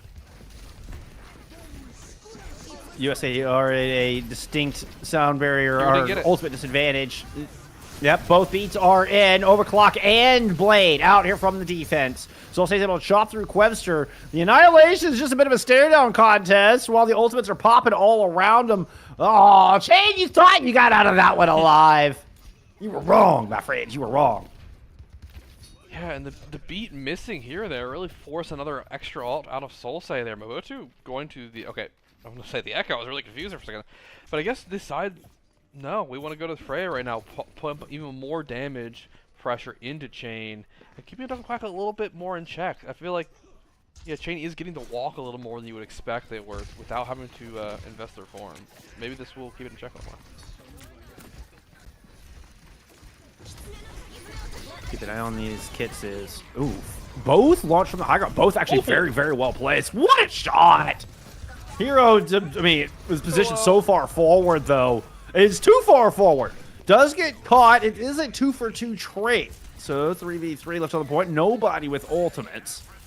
And Team USA come up with the good. Solo's in very specifically finding that kill on a Gorilla to eliminate the sustain here. Gets out? And that should be the cap. It looks like they're teasing like they want to touch now, but no, they decided not to. They trade too much. Yeah. 3 minutes here on last point, and Altbank's pretty much drained for both teams. So a single Elim could honestly make this snowball out of control pretty fast. Quester going over to the fray at a match. We've got high ground control. Oh, where are you going? Where are you going, Graveyard? You can try to mark Pain over here on this side hallway, or back hallway, I suppose. And Solo's End going down means you really cannot push this anymore. These tanks take so much damage, you need your main source of healing alive. Yep. And Pain gets cleaned off of that backside, so good job from Canada keeping those flanks clear. They're able to mark the Pain, make sure that they don't lose anybody in that exchange. And they've eaten a minute off this clock. This also means Gorilla's going to be a little bit ahead in the Fury Rush charge, despite them being even before. And that is just that little 10% could be a huge difference maker. Losing Graveyard is a bit of a disaster, though. That's going to give Social a massive edge in this sound barrier race as well. It's true, and Gorilla's so close to this. If they get this off now, they can do it before beat is available. But Mobo's so low. Mobutu tried to throw in the bolo shot. Don't think it landed. Canada was waiting for Graveyard to get back into this fight before they threw in the Kitsu, and it built enough time, or it took enough time for Solozen to get their own Kitsune Rush online and ready to go. They just Graveyard still 20% away from the sound barrier. Here comes the response in the Kitsu. Team USA counterpunch it in. Graveyard gets popped. Beautiful shot. The take-aim bolt will remove the sound barrier and any hope of Canada being able to strike back. Social will keep the beat here to get the cap. Yeah, I mean, USA perfectly cut the ultimate and just went right back in with their own, just completely decimated them. I really feel like Canada kind of missed their opportunity in that fight. They had this window where they could have ran them over before there was any beat drop, before they were really ready for it. They were kind of a little overextended even for a bit there, but took a little bit too long, and USA was completely ready for it. And to answer the question in the corner, even Social was like, did Graveyard lose that ultimate? What happened? Graveyard did not get that sound barrier built up. It was still like late 80s or 90s when that cap came through, or when that fight ended. I think had the sound barrier by the time the cap came through at the very, very end. But when they died, did not get that sound barrier built up. Really important kill there for Team USA. And I couldn't agree more. Like Canada, they had an advantage. They had a small window where they could have pressed the issue and caught USA without the resources. But that kill on a Graveyard was everything. They had to wait. They couldn't invest Gorilla's Kitsu. They had to wait they wanted to wait until they were 5 strong. It gave time for USA to build up the tools to strike back. Yeah, Hero teasing a little bit of that Diva now. But worked so well for them on first point, and you know what? I'm here for it. I think this is something that if will allow this Diva to get in the what is aggressive. Okay, I take everything I back said. I'm fully supporting Ramacho. I was liking the Diva too, but nope. Hero's gonna take this duel. Hey, you know what? It worked well for Canada and Colosseo. It's how they got their map point on the board was in this in the Ramatra duel that actually eventually forced Chain to swap. Mobutu with a great opening pick here. Bodes well for Canada in their 1 minute extra innings attack. They'll move in. The 2-3 split will claim the high ground. Graveyard finding the final blow over their counterpart.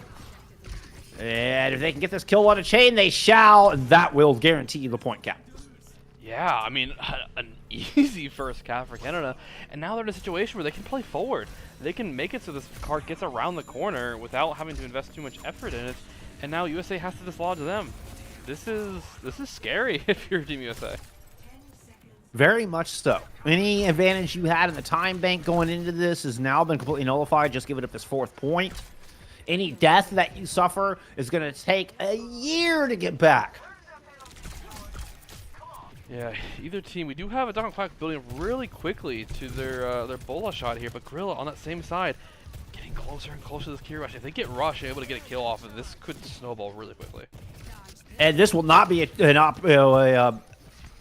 this will not be one of those things where Canada wastes that opportunity. The moment this is ready to go, Gorilla is going to invest this. Woo! Hello, Solsei is able to get topped up on a knife's edge. Overtime going. Duck does have the bolo shot ready to go. Here's the Kitsu immediately thrown in. The bolo shot lands onto Mobutu. And Pain is the one that falls. Solsei is able to dash in, find a pair of kills in the back of this Kitsune rush, and it's an enormous Kitsune rush. The Canada did not squander that advantage this time around, and this one, an important one. Give them continue to march and continue to extend this lead here in extra innings. Yeah, and now they're going to have beat advantage for this next fight as well to potentially counter the rush from Team USA. And they're coming on triple ults, everything else. If this, this could get really bad. Yeah, this has to be a pride Kitsu out of solos in, or they're in a lot of trouble. Maybe you get a kill on a Mobutu or Graveyard early, but so far it hasn't happened. The beat lands. Graveyard hits all 5. The OC in play here from Mobutu. Solstein's going to pull off the blade as well. There wasn't an annihilation in play, but Chain is already down. Social drops the beat, but it only hits themselves, and Quevster doesn't even get Pain. Pain tried to dash in. The only remaining hope here for USA to try to hold on. Actually, Duck is able to trade out 1, but overwhelming odds favor Canada. And they are going to get this 5th point on the board. They are. I don't know about that B. I think you're going to want that back. Wait, Painkiller gets carry. That's actually huge. We are going to get the cap. Yeah, that late kill to the carry means there's only Lucio heals here for Hero. And Chain is returning into this fight. They are, and really was really close to the rush on their own. I mean, Matt swaps immediately coming from Canada, knowing they have to stall this point and hold forever, but I think there's just going to be too much damage. Hero's not going to live this. So, Canada, their miraculous run in extra innings ends there. But man, that's quite the extra innings push that they put up. 5 points in a minute? Like, that's outstanding.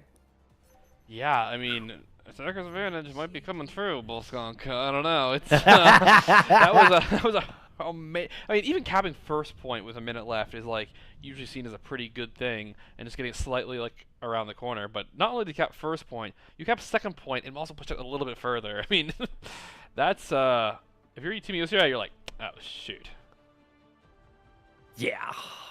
Yeah, if you're Team USA, you were hoping that you would have not allowed a fourth point, much less a fifth. Yeah. Soul save 43-7. So good. I mean, think how much worse this could have been if if Painter didn't get that trade on Gorilla. Yeah. They would have had Rush, and probably could have won that fight, honestly. I bear my burdens as best I can. Now we have a little bit of tease on both sides running. Yeah, a little more of the same for Team Canada. Painter, never mind. I was gonna say easy Symmetra. I'd be all down for it. You gotta make some magic happen in these moments here, because Team Canada, they're just gonna be playing to slow it down as much as possible. Realistically, they just gotta burn time, build 5 ultimates, and just win. It's such no surprise to see him stick with the Ramatra. You know, we talk about it worked well for him on Coliseum, worked really well for him in that extra innings attack. But Graveyard Jade with an important opening pick here, though. Like, how do you find Graveyard early? How do you find, like, the fastest hero outside of Wrecking Ball in the game in the opening 10 seconds? That's not how that was supposed to go. But, you know, Soulsay is able to clap back, and at least Graveyard will be back into this fight pretty quick. It's going to get scrappy here in these next few seconds, though. Nemesis form popped here from Hero. Mabuchi's able to find a kill, and that should just slow USA down. Yeah, winning a fight at all is, like, not what you want if you're Team USA. You don't want this to go long. You need these quick, fast fight wins that allow you to push the time, and we're coming to the point now where there's essentially no time left. Oh, what you wins the one with the Susan from Gorilla. What a play.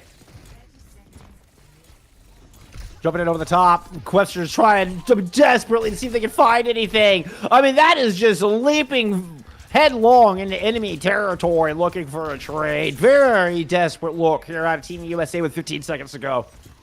Now we do have potentially have a brief opportunity where Solo Zen will have Rush, the Gorilla doesn't, but it's so close, and they might not have the people back in time before it. They're going to have the opportunity to match no matter what.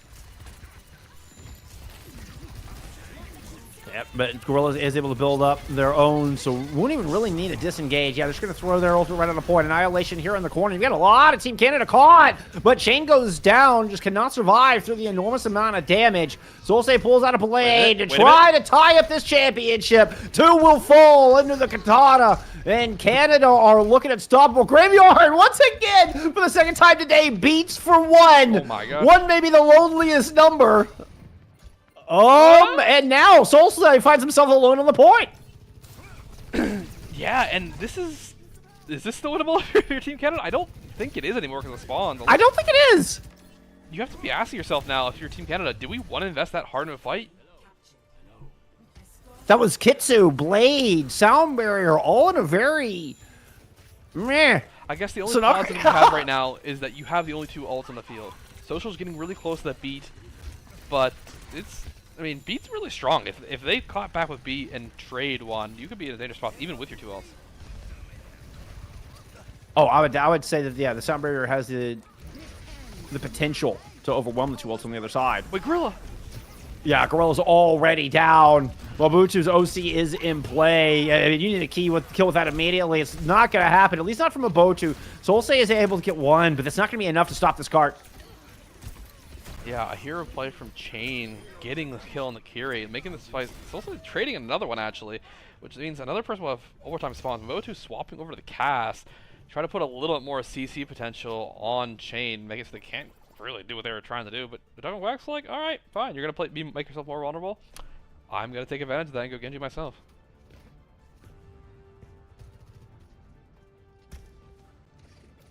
We're going to one more fight? I think it's just 1 fight to take this. Oh, maybe 2. It may be 2. Hero with an Annihilation, that in of itself is going to be a lot of health that you've got to work through. There's the Nemesis form pop. That's Suzu. And Solo Zen is gone. Just not enough resources out of USA to overcome that big Ramatra ultimate. Canada will tie up your Copa America Grand Finals. They will, and ooh, this is Getting a little scary, Bull Skunk. We might have a long series on our line here. 53-9, dang, from Solsei. 53-9. That's wild. I need a PC check going on, please. This is not normally. Yeah. There you go. Well, we saw 3 of them. We saw 3 of them right there. Your play of the game. 53-9. God. I mean, I guess this is proof of case attacker's advantage is real. You know what? You've got one. Okay, we got one sample that verifies it. You know, I don't know if that's enough to completely confirm, but you have one sample that verifies it. I also would like to highlight that the damage mitigation didn't change throughout the rest of that map. It was still that same 8,500. Oh, really? Yeah, that was truly all in that one exchange.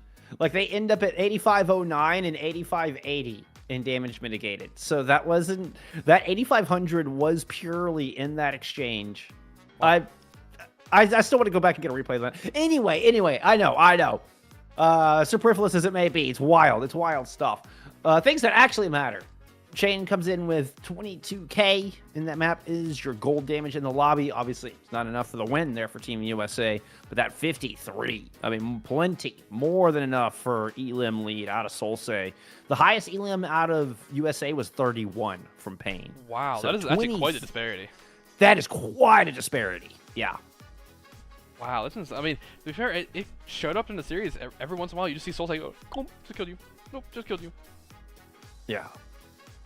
Solsei was one of those people that when I was watching the match happen, I was like, all right, the fight's over. Oh wait, they just wait, Solsei get through? Like, is it? Yeah. Solsei got more. Yeah. Fair, sometimes like having a really good player like on your team makes you wonder, like, does this teach me bad alt economy investment and stuff like that when I always believe they can win? It's always winnable. Yeah, it's always winnable. The solo beats out of Graveyard. We've had 2 solo beats out of Graveyard today. Yeah. Yeah, the one was a bit questionable. The one at first point, like, I kind of saw the vision. It almost worked. It almost worked. God, that was a bloodbath of a King's Row. That was just insane. Going to Servasa now, though. Which, I mean, honestly, watching both these teams, this could be another bloodbath of the map. Yeah, this could be another bloodbath of a map. Where do we go from here? Okay, so where I felt like USA was really good in the Brawl, Canada have won it with the Brawl over the past couple of maps. You know, Calcio and Kings, they've turned an 0-2 deficit into a tied grand finals here. What do you do if you're USA going into Servasa? This is a Team USA map pick. Do you think they try to stick with this Brawl, or do we seem like maybe try to go back into the Wrecking Ball and completely change things up here? I was thinking they probably try to go back to the ball, is my guess. I felt like that was the one place where it felt like they had some kind of advantage. It feels like in this one they're either even or maybe Canada has like the slight advantage in it, which I feel like is not really what you're looking for. It felt like the last 2 maps in general, Canada's kind of got the edge of them. Even the map they won on Circuit Royale, it was just barely won in that scenario. Yeah. And the only map where they really definitively won was Lijiang so far, where they 2-0'd, running kind of the ball-based stuff. You're not wrong. Like, thinking back on Circuit, like, we were like, man, USA might have just let this map slip between their fingers, and they barely came back and won that one in extras. And it looked like it was very winnable for Canada. Yeah. You are not wrong. Woo. The USA still looking like they want to do the, I think they want to do a little Zari. We haven't seen Zari in a little while, actually. I can see that here. A lot of burst damage. We are seeing a change with Temp going into the Cassie. I think this is very smart. Obviously, it looks very smart right now as Mobutu has opted to stick with the Sombra that we saw shades of earlier on Circuit, as a matter of fact. First pick does go to Team USA here, though. An important one at that, taking some of the speed out of this composition. Yeah, and we've seen how strong this comp can be when Team Falcons plays it. You just let someone like Temp walk around, get bubbled, get all the care, and just kill everyone. And Temp has shown they can do that. Oh, yeah. You give Temp that kind of room, Temp will click heads. Yeah, but I guess... Solazin finds... Yeah, Solazin is one clicking head. Hey, there you go. And Temp validating my compliments. Yeah, I mean... finds themselves a red dot. Solazin just getting all these early trades, and, I mean, what are you going to do? Actually, wholesale changes from Team Canada right now. They're like, all right. Lucio, Soj, we're making the change. And I'll be curious to see if we see hero change as well. They will. Like, all right, we're gonna go back to the brawl. And there's some thoughts back and forth about how good Ram is in Zarya, and I feel like it can work honestly pretty well. It feels like kind of a net neutral to me. Yeah. I mean, that's like damage versus sustain, right? Like, Ramattra is one of the most high sustain tanks in the game. Zarya is one of the most high damage output tanks in the game. Yeah. I'm getting dangerously close to this high noon. Curie is so close on both sides. I think, yeah, it's going to be determined by both of these rushes. But actually, Hero's already forced out Chain down. Oh, what a big play. And that's, you know, you talk about that Zarya has high damage output, but also one of the lowest health pools of any tank in the game. I think third lowest after some recent changes. I know Doom and one other super are like down there with it. But yeah, obviously that vulnerability exploited here by Canada, and they have pushed all the way out towards the Team USA spawn. Now, USA did get 99% on the board before Canada flipped this. Yeah, Team USA does have every tool they really need to win this right now. They're ahead in most ultimates because of their early fight wins, and Hero getting digital form already forced out, so Hero's forced to rush. Kitsu Deadeye out of Team USA. Just Canada's considering Russian response. 1-for-1 trade as Tim is brought down. 85 charge. Gorilla just gets the business end of that photon cannon. The stick will take down Chain, but not before they finish off Hero as well. Chain says, if I'm going down, I'm taking two of you with me. USA will get this opening pick on the market. They will, and that should be the first point over to them in their favor. And actually wasn't too bad in terms of the ultimate coming from them. They're still sticking with having the beat drop. Graveyard still not their first beat because they died early, but actually they do seem like they maybe want to fight this. They got a touch on it. They got a touch again. They will not. Oh, can't quite get the second touch. Yeah. Payne kept Graveyard off of the objective and eventually gets this kill. This is going to be a very slow move from Canada. We might see USA try to push this. You can see a little bit of exchanges here early. Oh, now Tippin's going to roll in, gets popped. USA trying to pursue the advantage of a slow Canada, and Tim just gets punished. Yeah, and now we're in an interesting ult exchange situation here. Chain's just about to have this grab, and they have beat drop as well. Canada coming up to beat on their own, but they're really going to have to choose how this works. If you can grab, get it out the beat from Canada, or at least when they have it, and then beat back on your own, you should potentially win this fight. Does give USA kind of the tools to control this fight. Mobutu is just going to press the Q first. Is the one just solo hitting the grab. We did get the House Day, who some did, by the way, for this fifth map. The sound barrier thrown in to try to just layer on top of that. Graveyard now can respond. Both ultimates all out from USA. This looks like Canada in the driver's seat. The Annihilation throwing it on top. Beautifully played. Canada was so patient in that fight. They just waited for USA to spend everything they had, and then they counterpunched. No, really good play for them. Even better that they really didn't get caught out too much by the beat push. We saw the grab come out, did get a kill, but only got one. Nobody else caught in the grab. Nobody else really caught by the beat drop. And like you said, patient enough, they push back in. Easy fight win. And you come to this fight right now, you're gonna have trading Curie rushes.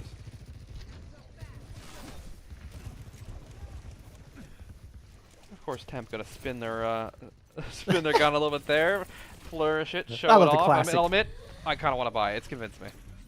Yeah, I do love the classic kind of like cowboy gun flips. You know, it's like straight out of an old Western John Wayne movie or something. Kitsune Rush here out of USA. Trying to push back in. Canada's built up towards 99%, and they have a later Kitsu into this fight. Hero is low, sub 100 health, but Temp is stuck. Ooh, I guess got Suzu'd out of that. Maybe it was the combat roll that negated the damage. Either way, Tim survives the stick out of Soul Saiyan. USA are able to flip this point, but Canada are still threatening from all sides. Hero is a bit low on health, trying to back away, escape the clutches of Chain. Doesn't look like they're going to be able to. Mobutu does find a kill. Wait a minute. Chain's still alive. Hero's still alive. Okay, as I say that, Hero goes down, but it costs Team USA 2 players to try to find that kill. It was way too expensive. You're right, and this just shows like another continuation of the patience that Canada showed in the previous map. I mean, rushes both from both teams. Like, Gorilla held it way longer after Solazen popped it, the way to have the longer rush. And even then, they still pushed in. Somehow, both teams survived without any trades for so long. I don't know how Hero lived as long as they did at 1 health. I mean, I know that character has blocked, but something was wrong there. That was wild. And all the time, Mobutu is able to get a kill. Hero will get forced away this time. Pulse on the corner, gets Tim! Oh, and Solsei just blinks in! Had a 50 bomb in the last game, and that is how he's like, Solsei just sneaks in, sleepy, low-key, finds a pair of kills. Oh, goodbye, Graveyard. Oh my god. And that's actually a little bit dangerous too, because that, admittedly, Graveyard's been struggling a little bit with their beat charge because they've died so many in these fights, and now they might not have the beat charge for this Gravis coming. Unfortunately, they are still ahead versus How's Your Day. But yeah, I think the real race is versus this Grab, which is now ready to go. 0 charge for Chain means it may be a little hesitant to throw it in. There's the Kitsu, there's the Grab. Grab's going to catch 3. It's enormous. The sound barrier is not going to be enough to save Gorilla. It's not going to be enough to save anybody, as a matter of fact. Wait, they want to commit. Annihilation from Hero? Okay. Graveyard got a... No, that was How's Your Day dropping a beat. Excuse me. So I guess you at least got that out with Hero's Annihilation. That was an expensive fight for Canada for them to not win it. It was. It would have been way worse for them, like you mentioned, if USA didn't drop the beat as well. So now it's a little bit more reasonable. It's they made out for there, but it's you probably would like that one back later. I mean, granted, you still. I mean, you got double support ults out at USA as well. Tip does end up finding that kill with the silver bullet. Graveyard falls. Yeah, Team USA are going to extend this. Very clean, flawless. But as I said, flawless. Gorilla got 1. Almost got solos in. And it's actually a really big trade, too, trading the tank. It doesn't allow them to hold up anywhere. Momotu swapping over to Sim to try to get their team in really fast so they can take the advantage when there is no tank. How's Your Day back to help speed them there, but they're already threatening point. Yeah, Canada's here.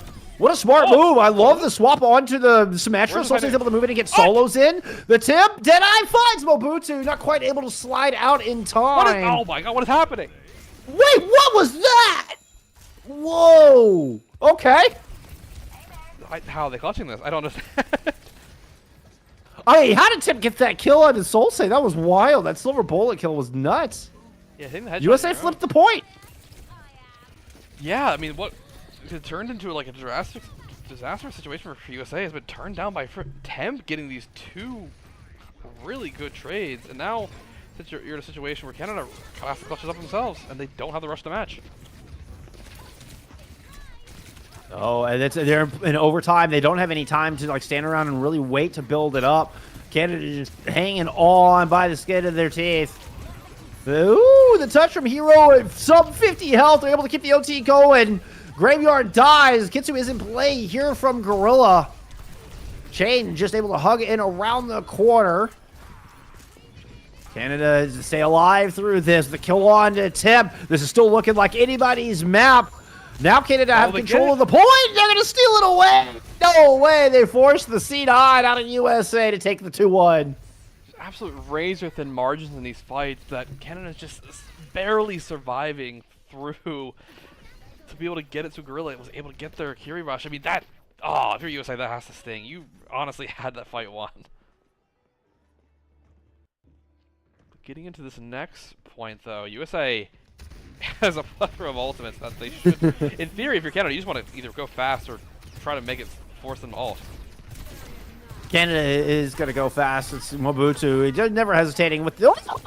You can see why. 3-piece from that overclock and a very, very quick first cap going over to Canada. Yeah, definitely helping them to get at this first cap and start building the percentage. They really only have the beat to respond now, but this beat can make it so they can build up their rush, and maybe if USA is able to make this an economical fight win, they could be good to win this for a while.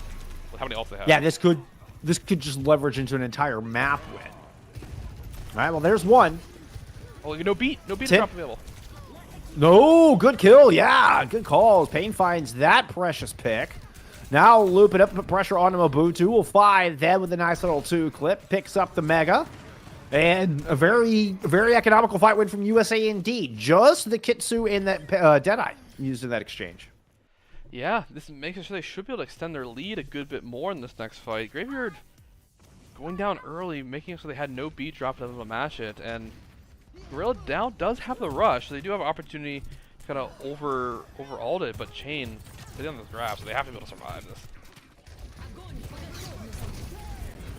Graveyard just barely got that sound barrier in. Was so low by the time the green shielding rang out. Same with How's Your Day for that matter. Kitsu in play as Canada's trying to push USA all the way back to the point, but USA are able to kind of just flow with it. They disengage nicely. Ends up being a 1-for-1 trade. Chain goes down, though. That is a huge pick in Canada's favor as they find a kill onto the tank, and they're able to flip this point.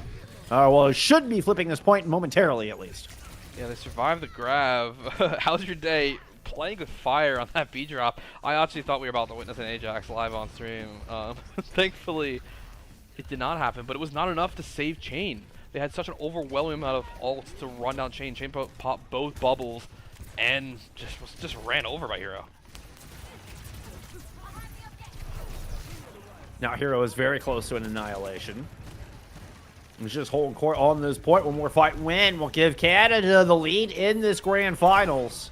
Oh, Mobutu down low. Kitsu up. How's your day able to find a kill on the Mobutu, and it's a +2 here for Team USA. That is more than enough firepower for Tim to level Hero and keep this map going. Yeah, Soul Say is alive. They're trying to hunt him down so he can't touch, and looks like they're probably going to get him. But no, they still live for now, so I don't think they could. No, they do touch. So actually, yeah, Gary was dead. Never mind. But they still have the ultimate they need to be able to do this if they want to. A slide it out from Mobutu, and Hero should make it onto this point. Does in fact just in the nick of time, albeit. But Chain just runs right past your tank, cuts down your back line, makes it to where it's not much of a fight at all. We're headed to our 5th and final flashpoint to see who takes the lead in this series. Yeah, kind of made an attempt to touch it, but I mean, at least they didn't invest anything in that fight. They were caught out. They got the touch. It was a bit rough. But now they have honestly, everything they need to win this first fight again, similar to last time, as long as they don't trade early. Once again, Mobutu will hit the OC first. Got a 3-piece for their last overclock, but good disengage, and USA is able to sneak onto the point. Chain, though, gets separated from the pack. A little divide and conquer out of Canada. And this is going to give them a massive advantage here. Is it going to be clean? No! Pain Car will not let it be just a clean fight win. Yeah, trading two people with Hero and Graveyard traded rest. Now, How's Your Day trying to speed back their team? They want to get back fast now. They want to fight this early.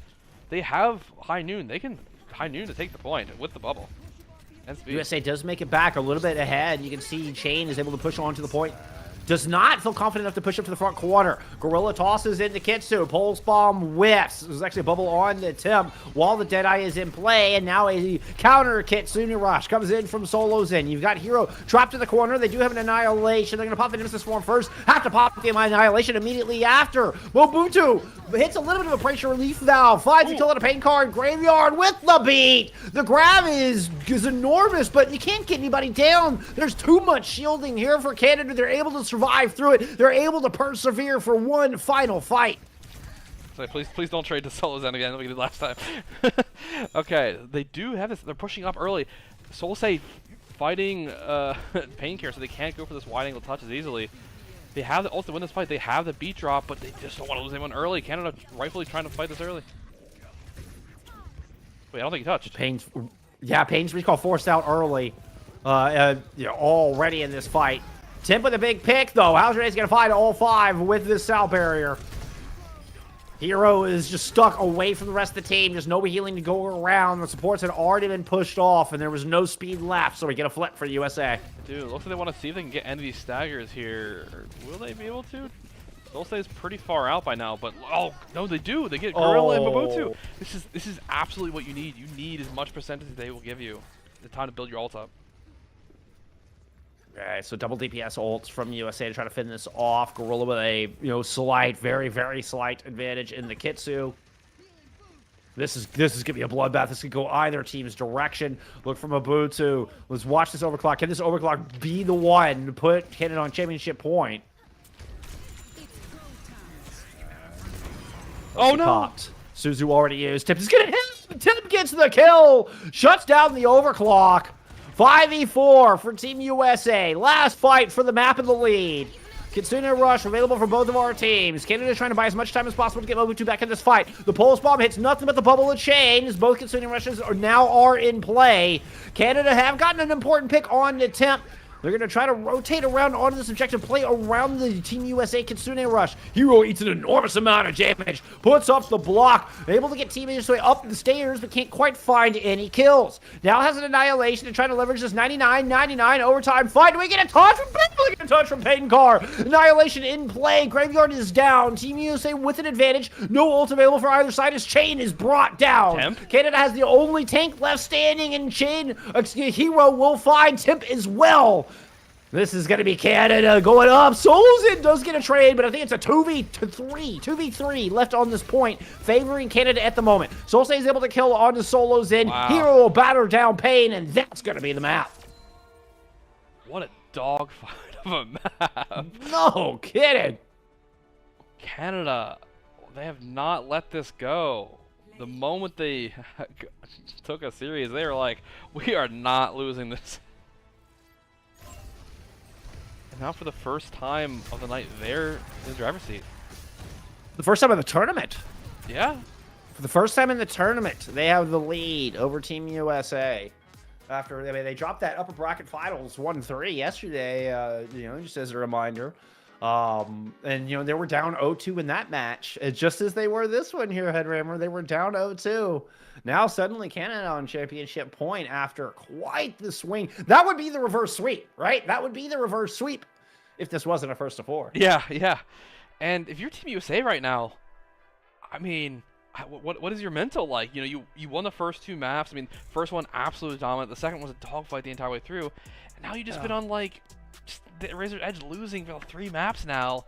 It's it's hard. Momentum is a real big thing in Overwatch. It's there. Yeah. And we're going into a Canada map pick. And we're going into wait, as I say that. Wait, am I right on that? We're headed into map 6. Yeah. This should be a Canada map pick. I'm starting to believe every map's a Canada map pick at this point. Oh, and things are really we're going to get interesting here. Because if memory serves, we're headed to a little bit more high ground oriented maps. We're going to Dorado, I believe, here for map number 6. We are. And then Ilios for map 7. So we're getting into a little bit more dive oriented stuff. Could this be the saving grace for Team USA? They're like, whew, oh, finally, we can stop. Get us out of the Ramacha. I know we typically like the Ramacha, but this is not working. Get us out of this. Yeah, this might be one of those scenarios where we see a little bit more of the diva in these scenarios. But we saw little hints of it on King's Row with Hero, but I think if it gets to Ilios, I think if the series gets to Ilios, I think USA might pull it back. Well, we've got some interesting subs coming in. Okay, so Questor coming back in, Social coming back in for Team USA. And then we have Seaful coming in for Hero for Team Canada. So Seaful making their first appearance here in this grand finals. Yeah, that's exactly what that tells me. Okay. This is we haven't seen Seaful play in the series yet, which makes you wonder how this will go, because again, this is like a completely different look we haven't seen from them today, and we're kind of deviating a little bit from the formula that's been working so well for them. That is a scary prospect, right? And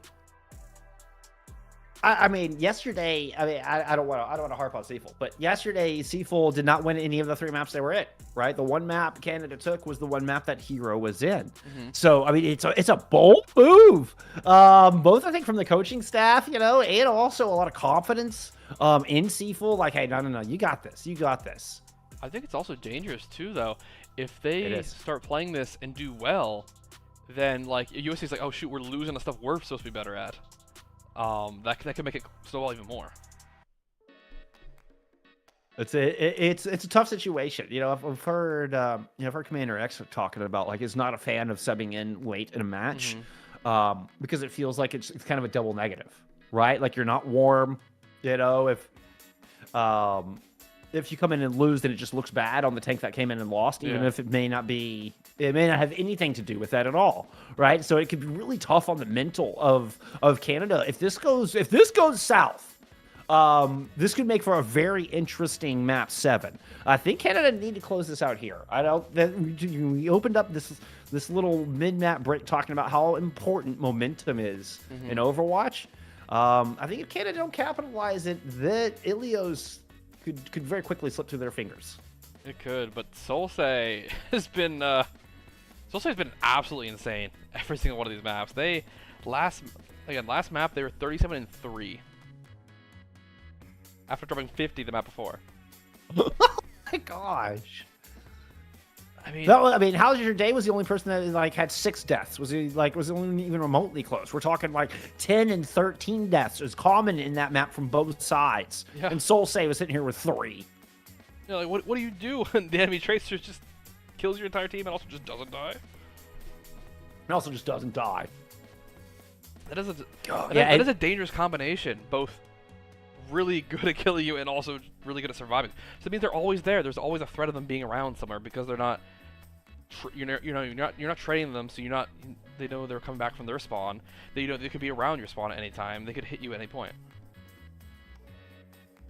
Yeah, Solsei is really putting up an MVP performance here. Actually, like, kind of clicking back through these last 3 maps in particular, which have been long bloodbath maps. I mean, Solsei has died a total of 14 deaths over the last 3 maps combined. Yeah.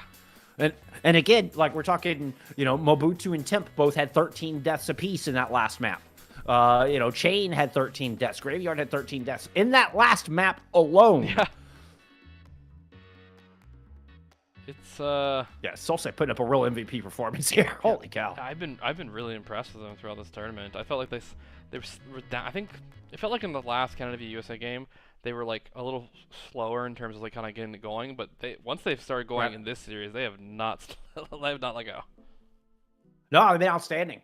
An outstanding player, I believe I don't know if they're dual nationality, but I believe it is from South Korea. I don't know if that is a dual citizenship, with the U.S.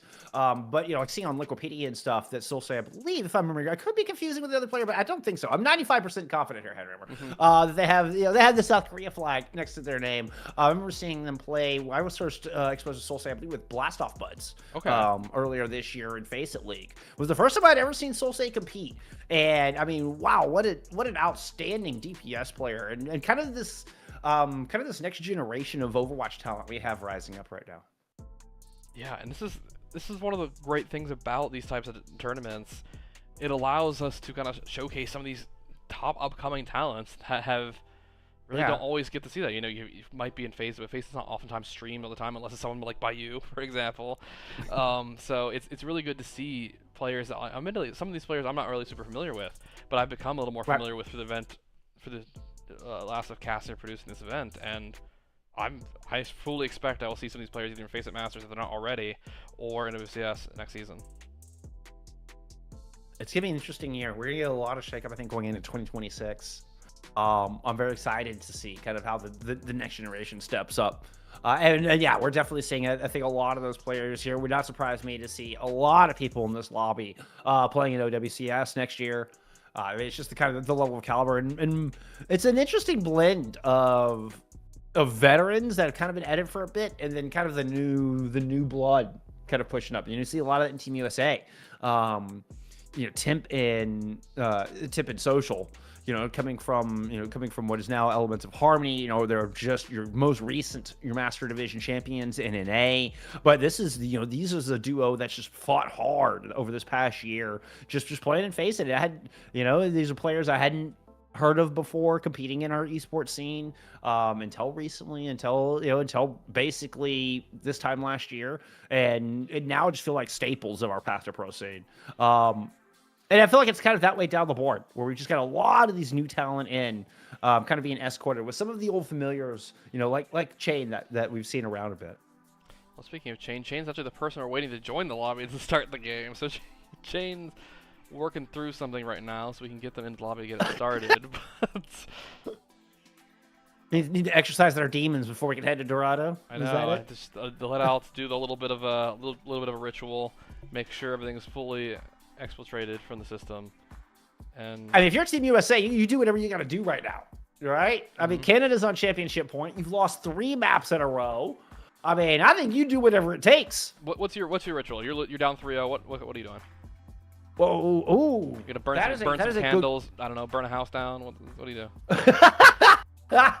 I mean, yeah. There's definitely some candles. I think some sage. I think I'll go more into the herbs, right? I'd, make sure we burn some sage. Make sure we cleanse this place. All right. Pull out a book, say a few words. Yes, in there a you demonic go. format, as you sacrifice everything to get the win. Yeah, and also backwards. You have to say it backwards. Oh. Yeah. This is why I don't win my games. Yeah, I can't say things backwards. See there. That's what you're missing. That's what you're missing. You gotta say things backwards, and then you'll win more games. Yeah, or actually, since it's coming around more Halloween time, you look in the mirror, say the person's name a few times fast, see if Chain just appears behind you. So Chain just appears behind you. Exactly. I was thinking Chain as well for some reason. I don't know why we've both just equated Chain to Candyman. Yeah. But you know what? You're now the villain of this episode. That's just where we're at, Chain. Sorry. That's what you get for being late. You just see the end, just like to be continued, and you just don't know what's appearing next. All right. Yeah, we're just waiting to get into It the looks Dorado like here. Chain has finally appeared in the lobby, so we'll be getting here pretty shortly. Yay! Yes, Chain. Yay! Well, we said his name enough times. He appeared. We said that's exactly what it took. We just had to look in the mirror and say his name 3 times. Exactly. I know you've got to be tired of staring at our ugly mugs. Well, let's get into Dorado. But we do have, again, if you believe in attacker's advantage, Ganon is attacking first. Which has shown 100% success rate in this series. Wait a minute. Doesn't that... Well, I guess there's only been 2. And we've had Circuit and we've had Kings. Who attacked first on Circuit? Did they win? Did USA attack first on Circuit? I don't think so. It's not important. We started talking about attacker's advantage at King's Row. Oh, the old Sky Pylon. Of course. Of course, that's shiny. our North Star right there. Oh, how big Heart's like, ooh, It's shiny. just there. It just is a North Yeah, Star. it's just... and everybody's looking at it. Seaful showed us a Doomfist here. Roll on this. I mean, this. Okay. All right. Well, TP Roadhog? I would expect this just to be a Huge out TP? of the gate hook. Yeah, I saw that TP. Yeah, the 5-foot TP. We're not even And then we are. Are we gonna go to the Doom, or are we gonna stick with the Hawk? Are we gonna look for that hook? Still thinking about it. Still thinking about it. It's like the 3rd time we've cut to Seaful's palm and they're walking back into spawn, but they've yet to make the swap. Okay, okay. It's actually not the Doom. We will get the Winton. Second, I thought we were gonna see shades of one hook in that through Seafull. One hook, you made a fan out of me here, friend. I'm just saying. I don't know if you're watching, but I am now a fan of one hook. Me too. That Okay. At least we got Winston gameplay now to watch. I mean, it took us 45 seconds, but Seaful finally decided to move on to the appropriate hero. Yeah, Motutu playing a little bit of this Widow. And very aggressively, might I add. That is a bold place to try to stay in this early. The card had not even made it under the bridge yet. Difficult though for them to kind of get an angle. Right, it's very easy for the Winston and Tracer to kind of make them there, but I guess Chain's dead. I was just going to say, Graveyard was just putting out an enormous amount of damage. Good shot from Mobutu to find Tracer as well.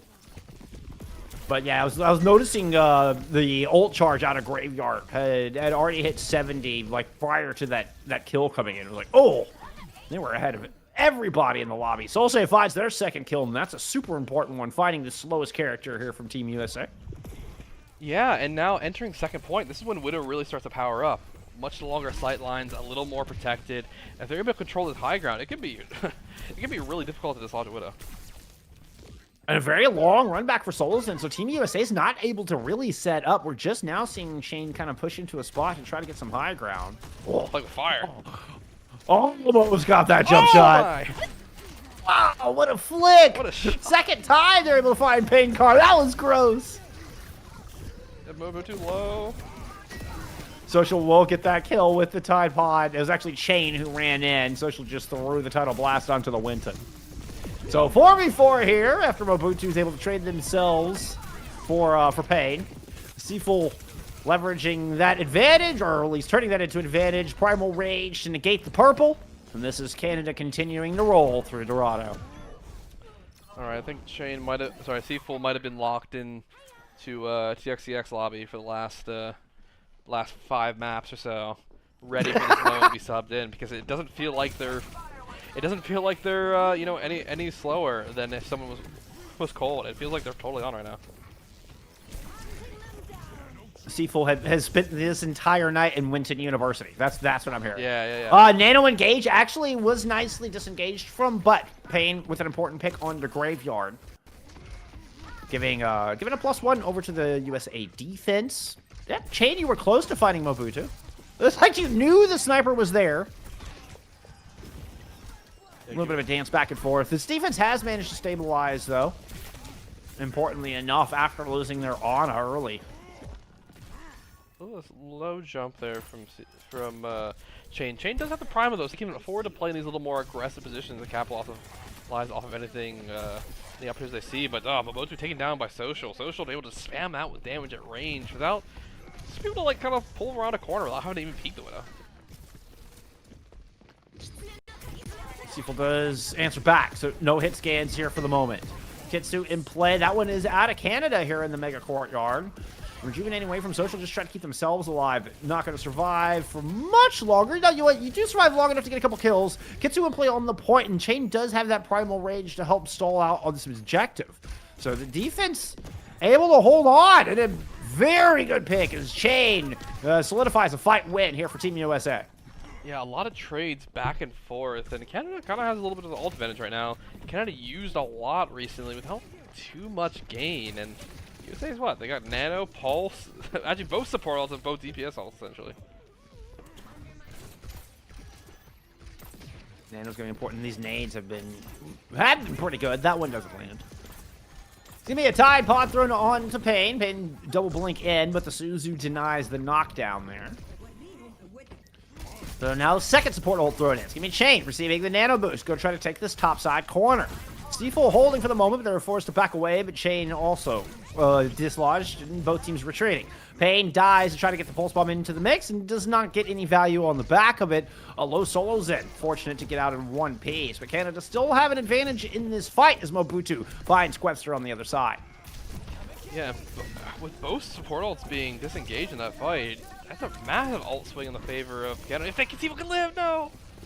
Oh, yeah. That swing might have just been negated. Chain with a big, important pick. Mobutu was sitting there talking trash in the match chat. Meanwhile, you're losing reinforcements around you. They are. And Canada, again, will be coming back with a lot amount of ultimates, but USA's burned so much time. This seems to be a trend a lot of times when Canada's pushing. They'll get incredible times towards the end, and then they get stalled out for 3-4 minutes. I mean, it happened time and time again here tonight. Mobutu does not seem to find much. In fact, dies trying to get their bullet shot in. Seafool dancing on the corner here with Chain. Yeah, these fights are going long enough that it takes too long. USA's going to have their alternates they already used the win 2 fights ago. Oh. Social smash and Soul stay in the face there with some water. Primal Rage out of Seafool just trying to chase down the waterbender. Eventually will land on top of Social, but not before, okay, never mind. They did not get that ultimate booked up. Getting Primal back into their spot. On! Mobutu pushed all the way across. Now the chase is on for Graveyard. Chain is going to claim that one as well. 3 players here. We do get an OT, but a very broken and desperate Canada does not have the win, does not have the power to go any further. Yeah, just so many trades coming from USA back onto Canada, and once they stopped being snowballed, they took over that defense and stalled them out for what, 4 minutes? I think is what it was. This could be a little scary if you're Canada. If you're Canada, you really want to aim to hold first point. Holding second point is possible, but it's going to be... You need to hold them as long as possible. I mean, you could play kind of a more ground-based comp to hold first point if you want to try to burn as much time as possible, and then just play objective. Maybe try to play close corner. Yeah. And try to get as many fights as you can. do have. We saw joking about the Jay Silly. Question's heading at it. Look, if they can make it work, you'll make me a fan.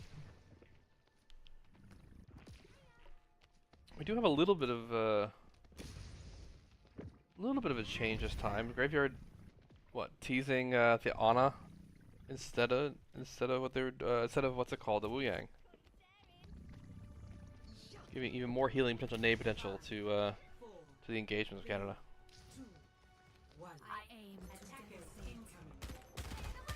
An interesting variation where you have Gorilla sticking with the Kiriko. Social on the Wu Yang. So you have Anas from both sides, and both teams kind of running double flex support here. Well, I mean, whether Wu Yang is main or flex is kind of still up in the air, but you get my point. Nade already out there from Graveyard, and People's just making it so they don't move. Oh, Solsei got slumped in the back line. Oh, Solsei is down. Beautiful sleep there out of Solo's end. Now the attack on the high ground. So Gorilla could be in a lot of trouble. You lose your carry in this defense. You might just have to back away and reset, but thankfully for Canada, Gorilla is able to back up. Oh, as I say that, Pain finds the kill. The definition of cast a curse live on air. Right? You mention a player's name, they're done for. It's like Death Note. So, I mean, Team USA with a lot of control. Oh, the disgusting shot. 5 Mobutu. So, I'll say it does at least get revenge. They're fallen foe. Fallen friend, should I say. Yeah, a good bit of damage down now that Mobutu's not here, but Nano is available, so Graveyard can use it on Seafull if they're going to live. Ooh, they do manage to get that Nano boost out. The Sleep Dart blocked there from Seafull, as they're looking to chase down Solas, and before they can get their own Nano into the battle. Not quite able to do so, but losing Chain means that Team USA are running out of options here. It's actually Pain runs forward, kind of trying to pseudo-play tank. Pain receives the... receives the Tie Blast as well, and we end up with a C9. Okay. Ooh, they even invest in that fight too, trying to use the Bola shot for it, but unable to touch in time with how much damage they're taking. And like somebody's off right now with a little bit of the ping pong. Graveyard moved over to Lucio for that last fight there. Woo! Nice burst damage. It is now allows them a little more opportunity to kind of take this high ground approach and actually hold it in a good position, forcing it to be in. Chain. I mean, Chain was so far up. What was Chain doing all the way in front of the power plant? Like, that was so far up. I think maybe they thought they were going to get Primal out of it. To be fair, they died at like 99%. Yeah. I thought they could get Primal, maybe ambush. Graveyard going down, not ideal. Chain does have a Primal Rage in play at the moment. Needs a couple of take aim bolts out of Mobutu to quickly whittle through that 1300 health. Uh-oh.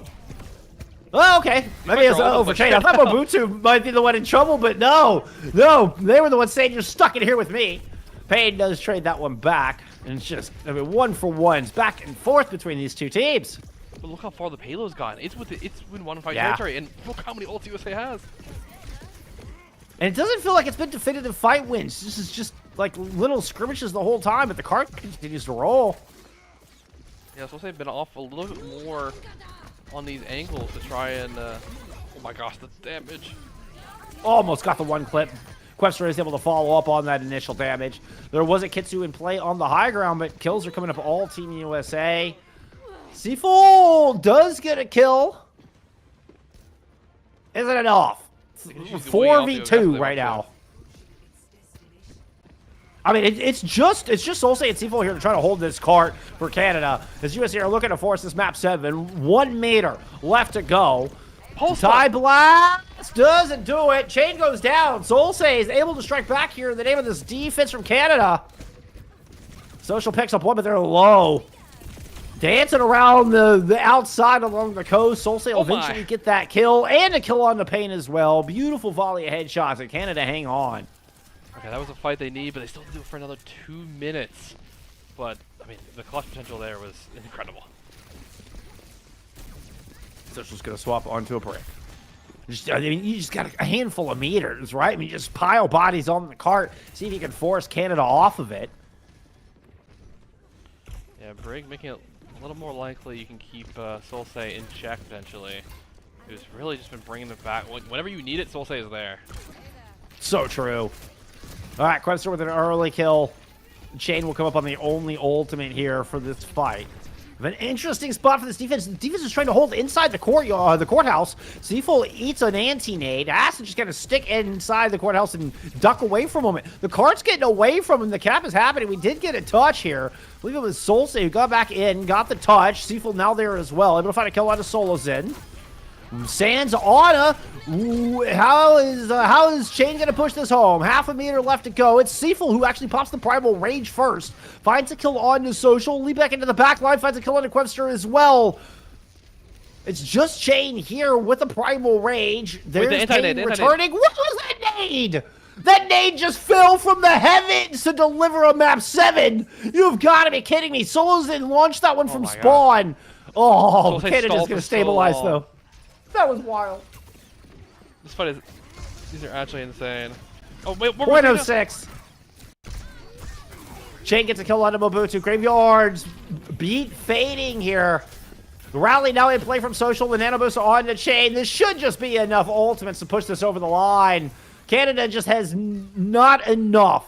Map 7. And eventually, USA will get it done. My God. My God is right, Bullskunk. Yeah, this is, we got a series on our hands. Wow. Just wow, honestly. Like, there were so many times I thought Canada had lost it, but then they keep bringing it back, but then USA still clutches in the end. Unreal. Unreal. All right, you lose Chain in the fight. I think, like, okay, it's like, you don't have your tank here. Like, this should be an easy stabilization. You know, and then somebody will clap back. Then either Quebster claps back or somebody's able to come back and get a kill. My goodness, that was. Oof. Yeah. Okay. Okay, we're going down to our final map. Your 7th map here. We're going the distance. And we ended on Ilios. I mean, this is something we talked about, that we were a little afraid that if it did go to Ilios, USA might potentially take it away. It seems like it goes to their advantage a little more. Well, I mean, they've gotten the momentum back now. So, I mean, we had 5 maps with Hero in. Canada, you know, they sub Seafull in for this map 6 to try to play this Winston. You know, and didn't look good. Like, didn't look like Seafull was coming in cold or anything. But you gotta. I mean, that's gotta help the mental of Team USA. That's gotta hurt if you're Team Canada. Yeah, late swaps are always tough, and when it doesn't pay off like that, Hero now trying to come back in after sitting out a map, I would imagine, to play Ilios. I don't know. We'll see. Does Seafull stick in for this map 7 after losing map 6? Yeah, I think things really kind of hurt for them after they had like 4 minutes to attack second point. Got stopped for so long on that final edge. It really felt like it was really their tack that made them lose this map. Just, whew, what a match. Insane. So good. So good. Chain 25-6 there in that map 6. 13k damage leads the lobby. Yeah, Chain is gonna be was definitely the absolute player of that map. Able to take Dorado. Also need to highlight just the versatility of Chain. How many different heroes have we seen out of Chain tonight? A lot. A lot. A whole lot. And then showed us the Winston there and looking good. And it wouldn't surprise me. The reason I mentioned about Seafull staying in is it wouldn't surprise me to see the Winston continue heading into Ilios. Yeah, it is definitely a map where that would make sense. Yeah, it's a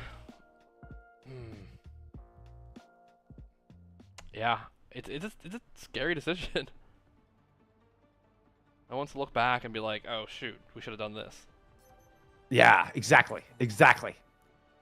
I don't envy your coaches right now. I don't envy your coach. Tenacious, your coach of Canada here. Big, important decision. And Hero is in. And Hero is in. on the Diva, looks like we're teasing. To be fair, we did see Hero and Diva earlier, and it looked quite good. Diva's good on all 3 of these points. 5, 4, 3, 2, 1. Round 1. Well, it looks like the Lucio carry gonna go a bit of a dive look. Solsay back into that Tracer as soon as we get the team out of spawn.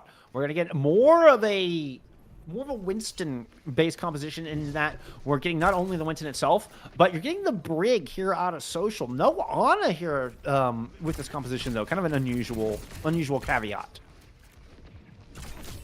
Yeah, making it essentially just going for a really survival backline here, but Chain taking so much damage early on, and that's my concern. Okay, so if they're focused on the backline staying alive longer, is Chain going to have the sustain they need through these fights? So far, Canada has, it looks like, all the map control. Chain trying to push to the high ground. There you go, and there's the answer, right? You don't have the nade, you just don't have that sustain to help support. And as soon as the bubble is broken, Chain is super vulnerable. here D-Max. D-Max, though? Wait, they're turning it. Yeah. Well, maybe Basically, we're Sans tanks, and the Brig shines. When there's no tank in play, the one shield is queen. Solsay is trying to win this solo, but cannot. Solsay makes me a believer. I'm gonna be honest. Every time I see Solsay on a clip, I'm like, yeah, but it's Solsay. Like, look at it. Solsay is a beast. Solsay, I mean, I feel like Solsay is almost your MVP no matter what here happens in map 7. Yeah, but Chain decided to swap over to the D themselves. They want the survivability. They realize the value it's kind of provided them, and we got a good bit of ultimate here. But Chain takes down Mabusu right away. But we're gonna get a DMEC onto Hero, so well, tit for tat as this match has been back and forth, punch for punch, blow for blow. Aggressive push here from Team USA. They're trying to pursue, and they're invested to do it. Solsay will hold them off, lands the pulse.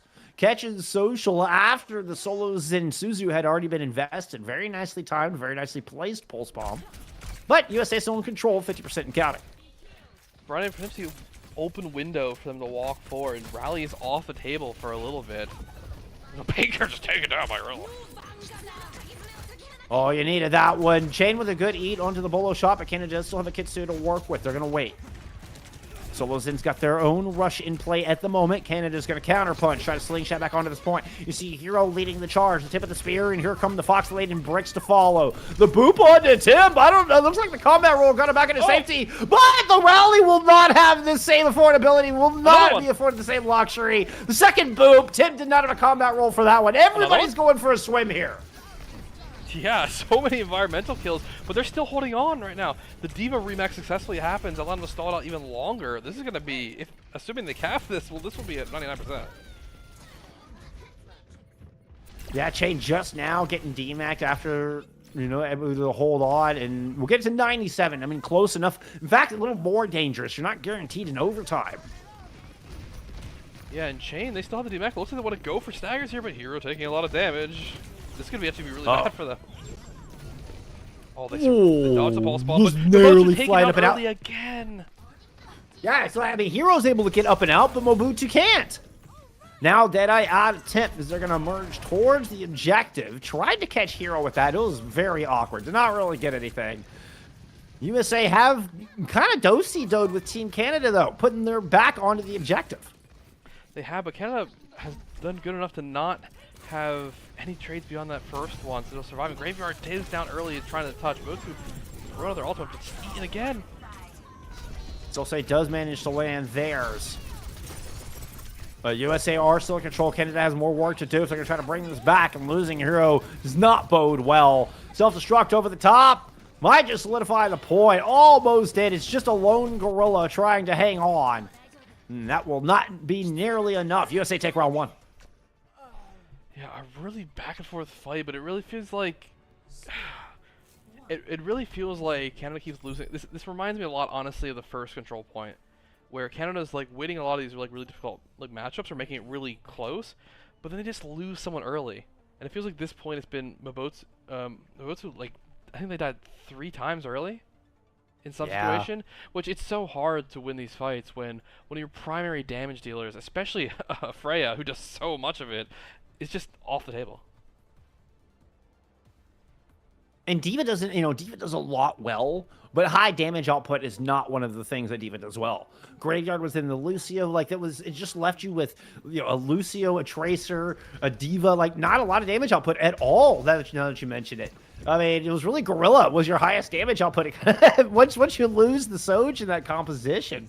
Now with Zarya's on both sides, though, it's a very different story. Yeah, we've just shaken hands and decided this is the Zarya point. I guess because it's more ground-based, it makes a little bit of sense. And this is something that kind of went a little more in Canada's direction last time. Solsay playing a dangerous game on that left-hand side. Yeah, gets stuck. Almost got the kill onto Pain, but a beautiful bubble, and then the subsequent follow-up from Chain gives the advantage in the first cap over to Team USA. Yeah, early picking out. We're seeing a little bit of the advantages that come with Cass in this comp. Cass can use bubble to walk around like a raid boss that, while Soj being a little more mobile, can't quite do the same amount of consistent damage for sure. And doesn't have the same amount of survivability. I think the combat role will give that damage mitigation. And not to mention the extra health, right? Yeah, and once we're down again early, these staggers are going to be so brutal. And you put so much on the shoulders of Hero and Solsay. Yeah, and Canada, they lost a little bit in the 3-2 lead going into map 6. And you sub and Seaful there for Dorado. And they've not been able to reclaim any of that momentum. And this is now, 43 and counting. This map is getting away from them. This series is getting away from them. It is, and if they don't want to fight soon, this is going to come down to a one-fight scenario. And then if you're the team against the wall at 99% to 0, that's dangerous because they might have to pop all their ults to even cap what. Or even just to get a touch. You have to spend in a very suboptimal situation. It's going to be a Kitsu out of Gorilla here to start things off. Let's see if Canada can claw their way back into this map. Solozen does have the answer. So far, nobody going down. Tip dancing around, running themselves into a sandwich, but they get the Tide Pod. Perfectly plays Tidal Blast out of Social. Gets Temp out of a very tight situation, and they back up down the bridge. 75% and counting here for Team USA. 2 pulse bombs ready to go. Deadeye is going to slow down play up for a moment. Graveyard finds an important kill on to Pain. It feels like a precious, one of the few precious Elans Canada's been able to find here on Ruins. Hero has a grab available. It needs to be good. The pulse doesn't land. Canada running out of options. Nothing seems to be going their way. The gravel find one! They're not quite able to get the kill! The Suzu is there! Chain's able to get the bubble up in time eventually. Solsay is coming in able to get that kill, but it cost them their own Zarya. And even with the grab, Canada cannot seem to find an advantage. Yeah, with that trade, they're not able to play up and aggressive, which makes this fight hold a lot harder. Here, looking to come back on the Ramantra to fight this and survive, but Chain's going to have their own grab. They have beat the match it, but I mean, USA has every ult they really need to fight back, and they've recapped. Yeah, now Canada, here we go. You're going to have to spin this ultimate just to get a touch. It's exactly what we're talking about, a suboptimal sound barrier. Canada needs to get a kill on it and see if they can double down on the value, but they can't. They're going to lose Solsay. They do get a flip, but the grab in play, and Hero already low on health. The Pulse Bomb does land on the block side, and Hero survives through the Graviton Surge, but cannot escape to get topped up. Will not get rejuvenated. Team USA, they were on the back foot. They were down 2-3 in the series, but they turn it around to win your grand finals in 7. What a series. In USA's mind, it was never in doubt, never doubted once. Oh, look at Tim's output. Oh my. Yeah, Temp did so much this series. And you can see this is one of those maps that really felt like Solsay didn't have as much impact, and the impact of Solsay was contained essentially from everything Temp was doing, and that Canada felt like they were relying a lot on the power that Solsay was giving them just by finding those magic picks every fight. Well, those early picks out of Mobutu, were brutal. Were absolutely brutal. Tim coming up with a lot of that. That was, wow, what a series.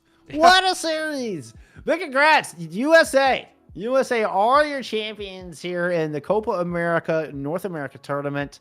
I didn't expect it to go this way. I gotta admit, Headrummer, I was looking at the name power out of Canada, and a lot of the experience we had on this Team Canada side.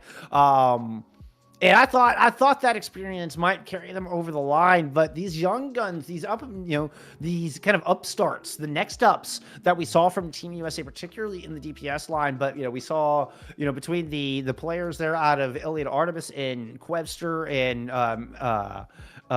and Payne. And then we saw, the players there from Harmony, your recent champions in A Master and Timp and Social.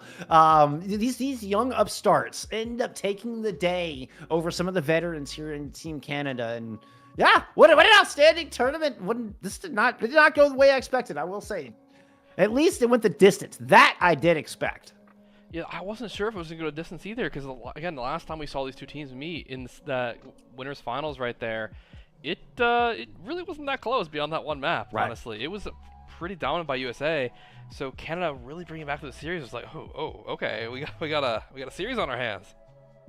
Well, and it started off with a 2-0, right? Yeah. We're looking back. I mean, in Lijiang Tower, was it Lijiang? Yeah, Lijiang Tower. God, it was so long ago. It feels like it was yesterday. But Lijiang Tower was, was pretty one-sided. It was a 2-0, just as we saw with Ilios, the way to close it out. And then, and they turn around what was, looked like Circuit Royale was getting away from them, and USA were able to clutch that up and take that 2-0 lead. And, we're starting to think, oh, man, this is looking a little bit like a repeat performance from that upper bracket finals. But what a run out of Canada to keep things interesting. Yeah, I mean, this list of maps right here looks like we made a sandwich out of Canada. That's what we did. We did. Everything is very symmetrical. I kind of like it. It absolutely is. It's just, I don't know. I'm just so happy with how this finals match went. I was on the edge of my seat. I did not know who was going to win. No, seriously. Such a back and forth. All series long. Such a back and forth. Amazing stuff. What an outstanding tournament. I mean, big shout out to Grupo Senshu for putting this on. XYPA for bringing it to us, for doing this production, for being able to bring you this awesome event. I mean, just outstanding, a lot of fun all the way around. And yeah, we get a little taste of national competition. This is something I think is so precious. World Cup was the thing that brought me into Overwatch esports. That happened before we had Overwatch League. We had Overwatch World Cup, and that was genuinely what brought me into not just Overwatch esports, but esports period as a whole. Honestly. Yeah. And so to be able to bring you all this event, it's just so special, man. Just so awesome. Yeah, it's I'm looking forward to more, honestly, this year. I believe this is the first time they did North America for the Copa America. Usually it's a lot of kind of South and Central America, depending on which one version it is. I believe there's one more later this year. I don't forget exactly when it is, but there is I believe a Pseudo America, I think at some point later this year. Definitely make sure you're following Group Senju on both on Twitter as well as William Mundy for their Twitch channels. They do amazing stuff for the South American community when it comes to streaming and platforming so many South America teams. Which is so important just for keeping our scene alive, for keeping Overwatch thriving and budding and growing, and I mean new, more amazing players. We're kind of seeing the old guard move on. There's talk of players like Shu and Junbin retiring after this year. And so we're seeing Lip that Shu and Lip notably are rumored to be retiring after this year. We're seeing a lot of the old guard from Overwatch esports kind of moving on. It's awesome to see the young guard moving up, the next ups really stepping up, and we'll see the future of our amazing sport. So, but that's all we got for you tonight. Thank you for hanging out with us through this absolute just insane tournament and this 7-map banger. It's been an absolute privilege and a pleasure. Thank y'all. Have a wonderful rest of your evening. Be sure to follow everybody. Follow CGL. Follow XYBA while you're at it. And we'll see you next time. More awesome Copa America tournament. Have a wonderful night, y'all.